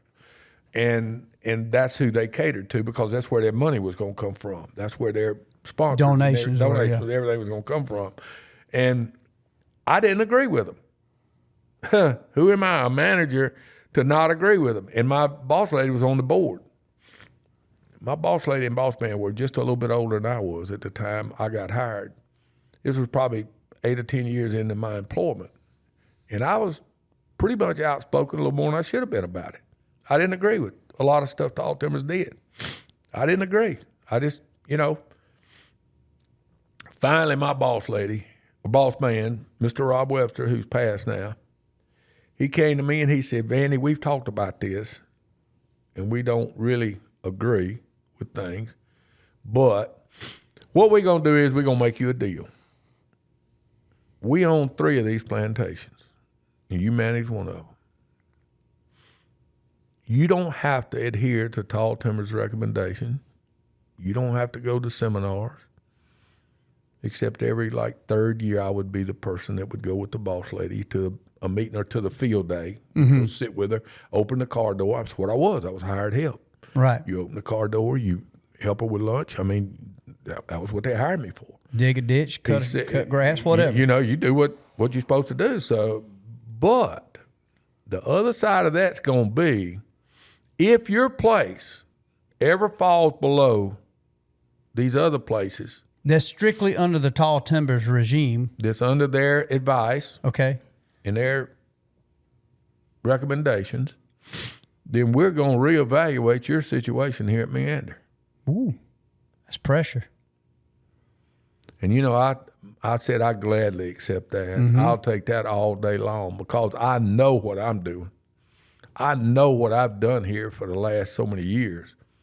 Now, it took me a while to learn when I first got there out of the box, but I knew how good we were, and I knew how good that place was, and I knew that they weren't taking advantage of it, and I knew I didn't have a worry in the world.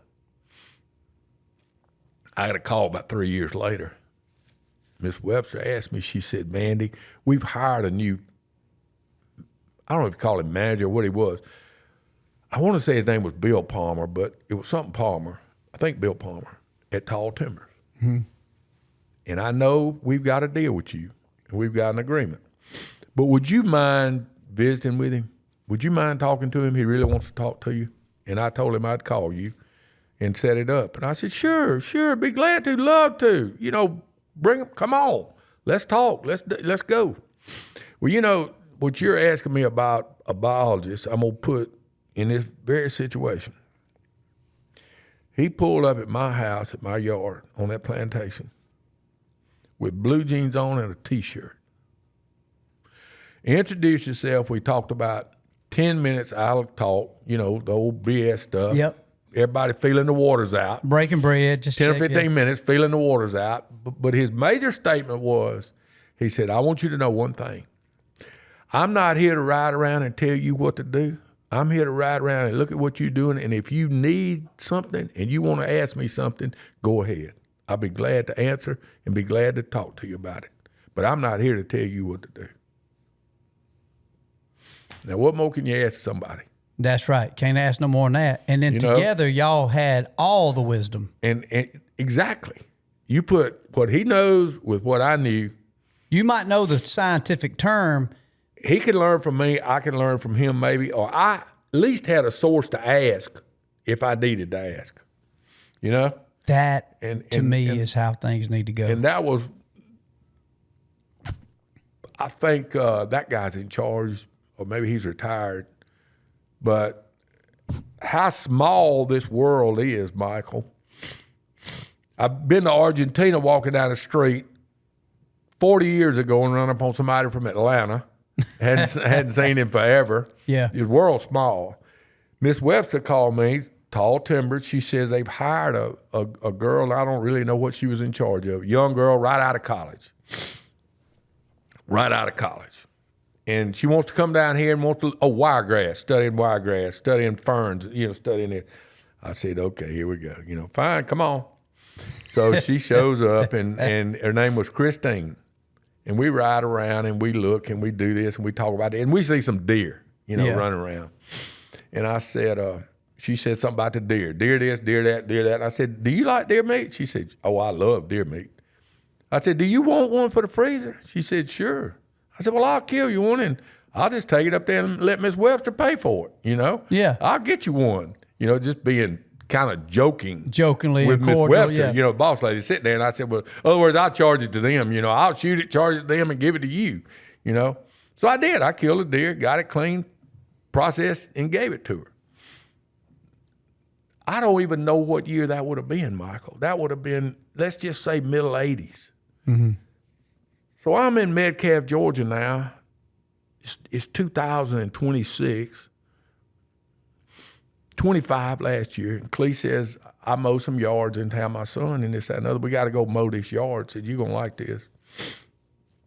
We got a yard to mow in town. It's got a white picket fence. It's got a flower everywhere you look. It's the most aggravating. It's weed eating's all it is, everything. It's Christine. It's Christine's that place. I had given the deer to, that had retired from Tall Timbers and was living in Metcalf. Clee and them set me up. They knew that, that it you was going to run into this old acquaintance. That we were fixing to, that I was fixing to see a lady, and of course, and of course we just talked and hit it off and joked and laughed. Now, that was the only really dealings we ever had a little bit. She came out to maybe to place a time or two. We were never really great friends. But to run up on somebody 50 years after the fact that you gave them a deer for the freezer, and now they got an immaculate, beautiful place. Yeah, they got a nice little yard. And she actually goes off for the summer, and we do her yard. We keep her yard up all summer long, Clee and I do.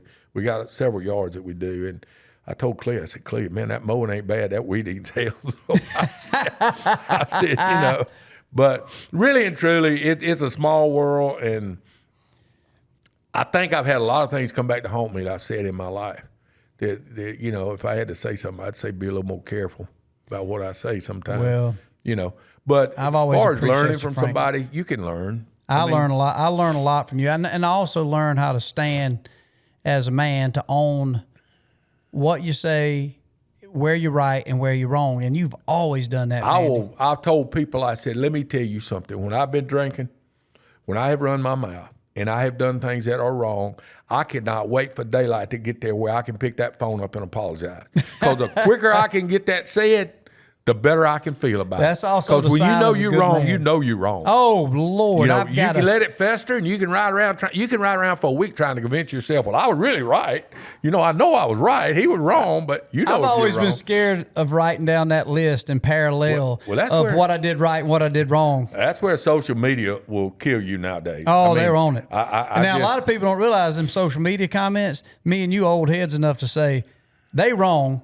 Like I'll kill a deer out here on my farm, and it's like, must be nice you killed it in a high fence. I'm thinking, wrong. That takes a lot of balls to know. I go to the mat a lot for y'all guys. Oh, I hear that so much about this and about that, and y'all. And I say, let me tell you something. They do have nice places to hunt, but they earned them. Let me just tell you right now. That's the business they're in. Well, like you said it best, Eddie Salter, Matt Moret, do you really want to turn them loose on your turkey plantation, your turkey? I tell everybody. And still, I don't reckon it'll ever end. It's an ego thing with me, with Michael Waddell. If I get to be with Michael Waddell, it's same with me with Vandy Collins. Oh, don't! I don't want to hear that. No, it's the truth. It's the truth. But I think I'm lucky and you're lucky that you are getting to sit here and talk to me, because I was not supposed to be here. And amen and I to can that. tell you, I was, You scared us all to I was death, lucky, buddy. and A lot of prayers for your old nut. There's a lot of people pray for you, Vandy. I promise you, buddy. it worked. We love you, man. Worked for a while. It worked. It worked for a while, but anyway. Well, man, I want to.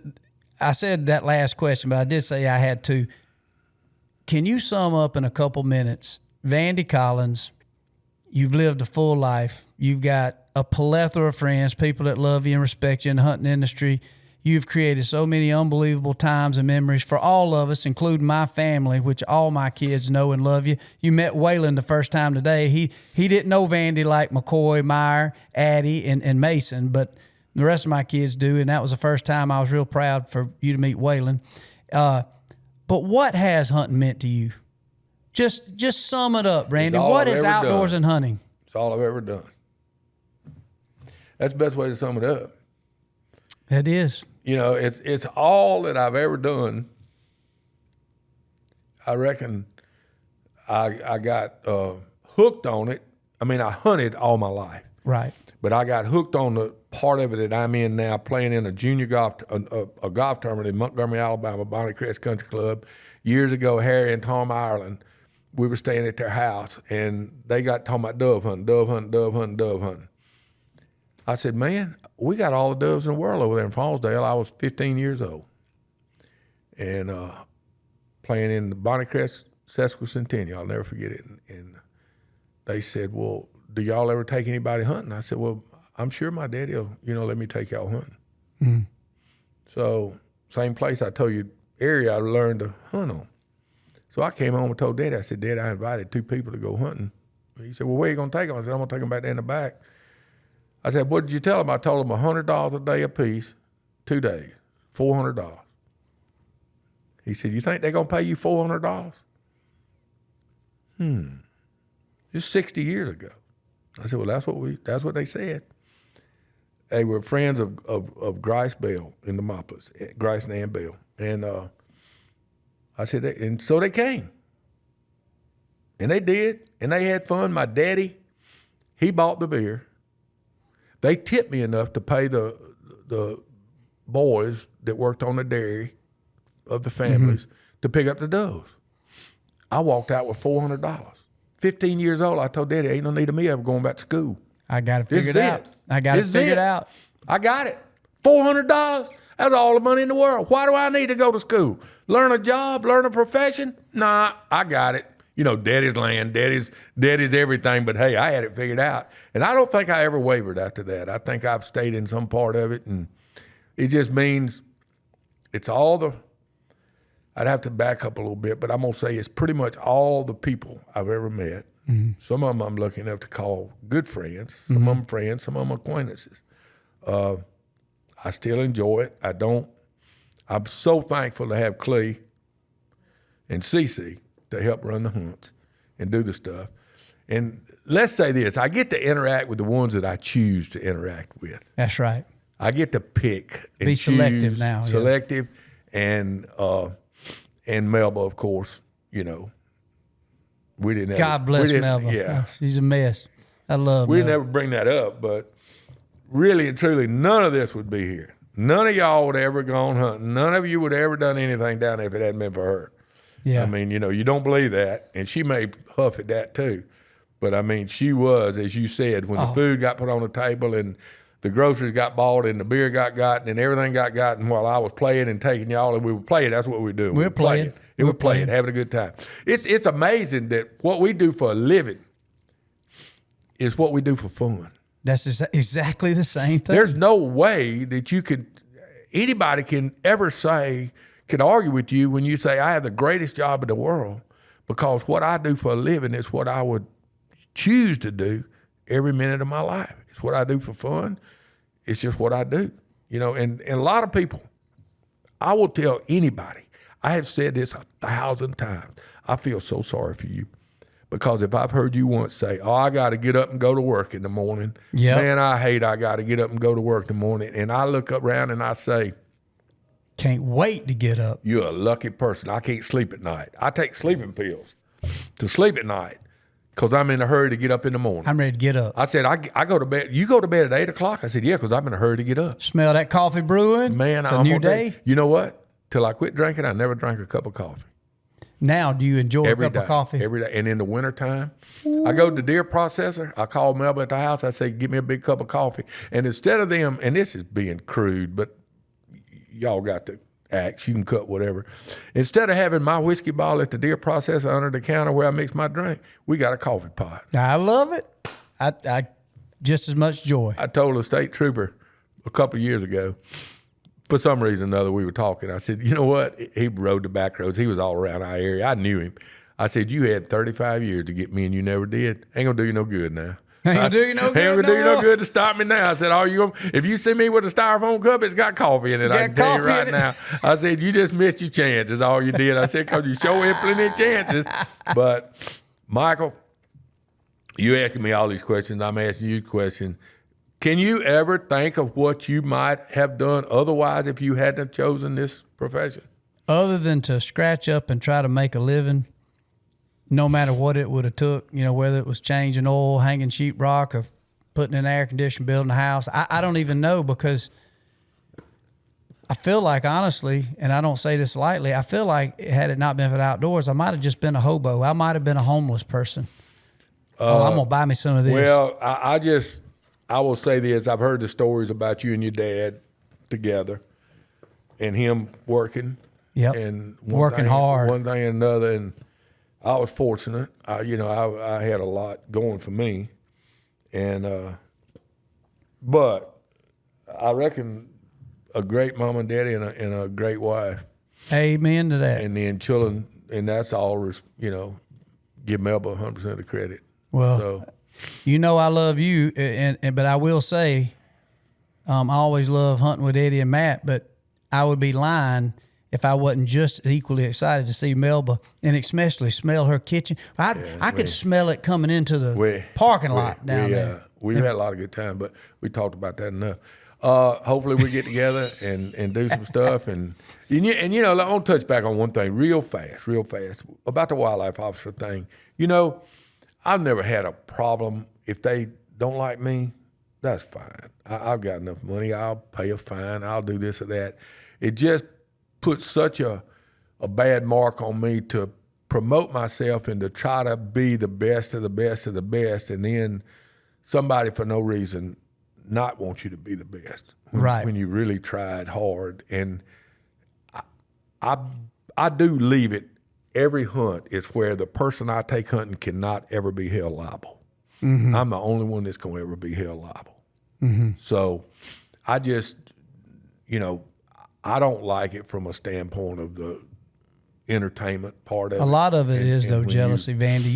You hit on a lot of it's jealousy. You are making a living doing something, showing people the way and how to do it. And I don't ever remember shooting a field because I was just as nervous when I go duck or dove, because it's a federal animal. Oh, I remember duck hunting one day when you told Singletary, if you shoot one more shell, it was dark over there. Man, I don't even duck hunt this day because of it, hardly. It was over in New Zealand. I was scared to death, and I was thinking, man, we could shoot all we wanted just about. We missed Darryl. Oh, man, Darryl. Double barrel Darryl was the best. He was something else. I know something I was going to ask you when we was talking about dove, and I promise you this will be it, and we'll close it out. Do people overlook later in the season for these doves? Everybody jumps on opening day, and that becomes a one and done. Do people overlook that? I'm going to say 75% of your hunting is opening day, because that covers a broad spectrum. But the real dove hunters, they live for the third phase. They live for December and January. And equally, it can be as good or better. Because when I hunted with you, we usually... It can be better. It can be better. It can be better because you're the last one in the game generally in an area, and you can concentrate everything that's there. We don't deal in migratory doves. We deal in local doves. Now, occasionally we may get some. I'm not going to say we never get any, but we deal in local doves. And what we're doing is we're scrapping up all the leftovers. And people have let the feed run out.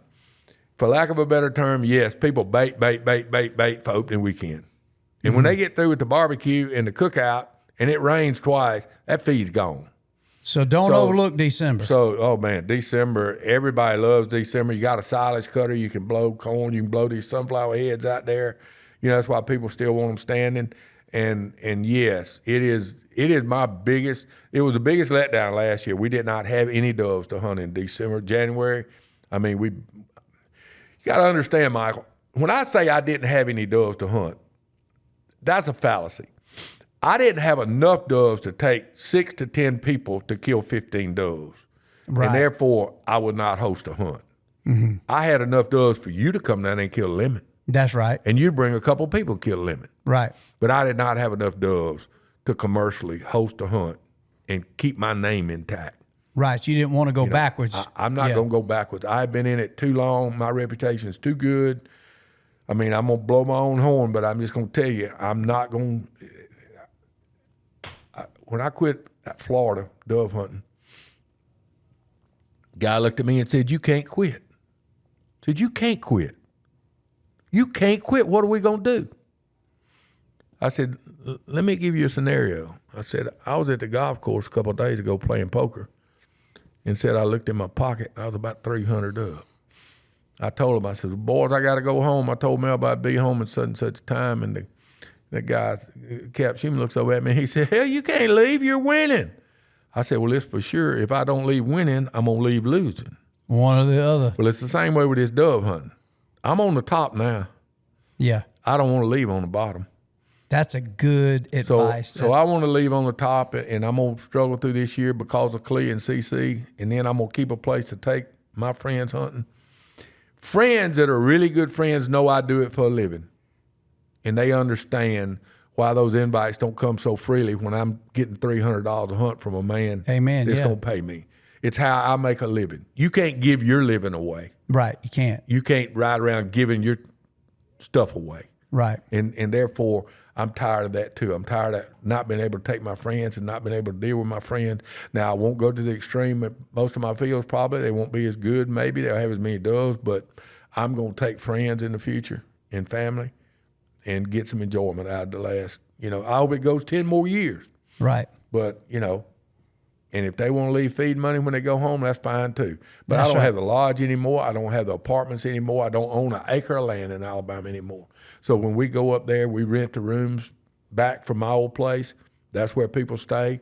I stay in a place, and it's just changed. It's changed. It's really changed. And I just want to go out on a high note. Well, the man that buys some of these destroyers right here, which is going to be me, these sunflowers thrive, just regular old triple 13, nitrogen, soccer. Very little. Yeah, keep your pH up. A couple hundred pounds. People overemphasize nitrogen, and they overemphasize. They overdo water. it. Yeah, they overdo it. Overemphasize water. A sunflower's a desert flower. They're like cotton. They can grow in dry weather. So a pretty easy plant if you keep the deer out of there. If you keep the deer out. That's the problem. Them deer love these sunflowers too. They do. They're going to eat every single one of them. Michael? Well, Vandy, I love you. Thank you for coming. I mean that. Please give Melba a big hug. Can't wait to go out there and high five with Clee and CC, and couldn't believe it. He had a beard on him. They're awfully patient with me. They it's kind of like we were talking about that other stuff. I hope they really mean it. No, they when do. they loaded up and came up here, but we went yesterday, and they were all three part of getting the watermelons and the cantaloupes. And thank you for the watermelons. I'm about to go. You notice I put a couple of them in the refrigerator left because you know what I'm doing this afternoon. That's great. But Well, thank you. I know you got other commitments to get back to this evening. Thanks for staying this long, Vandy, and thanks for your knowledge and wisdom. And most of all, thanks for your friendship. I really mean that. We've had what we can use and what's good, great. I've had a wonderful time, and I told Melba. She said, "Well, can't you do it?" I said, "No." I said, I'm going. I want to go. I miss him. I hadn't seen him. And I will say this, and don't stop doing this. Thank you. You do pick the phone up when I call, and that means so much. Thank Eddie you, buddy. Salter picks the phone up when I call. Yep. And it means something. I can tell you, because the ones that were the good friends back when, and they are those kind. Yeah. And you hate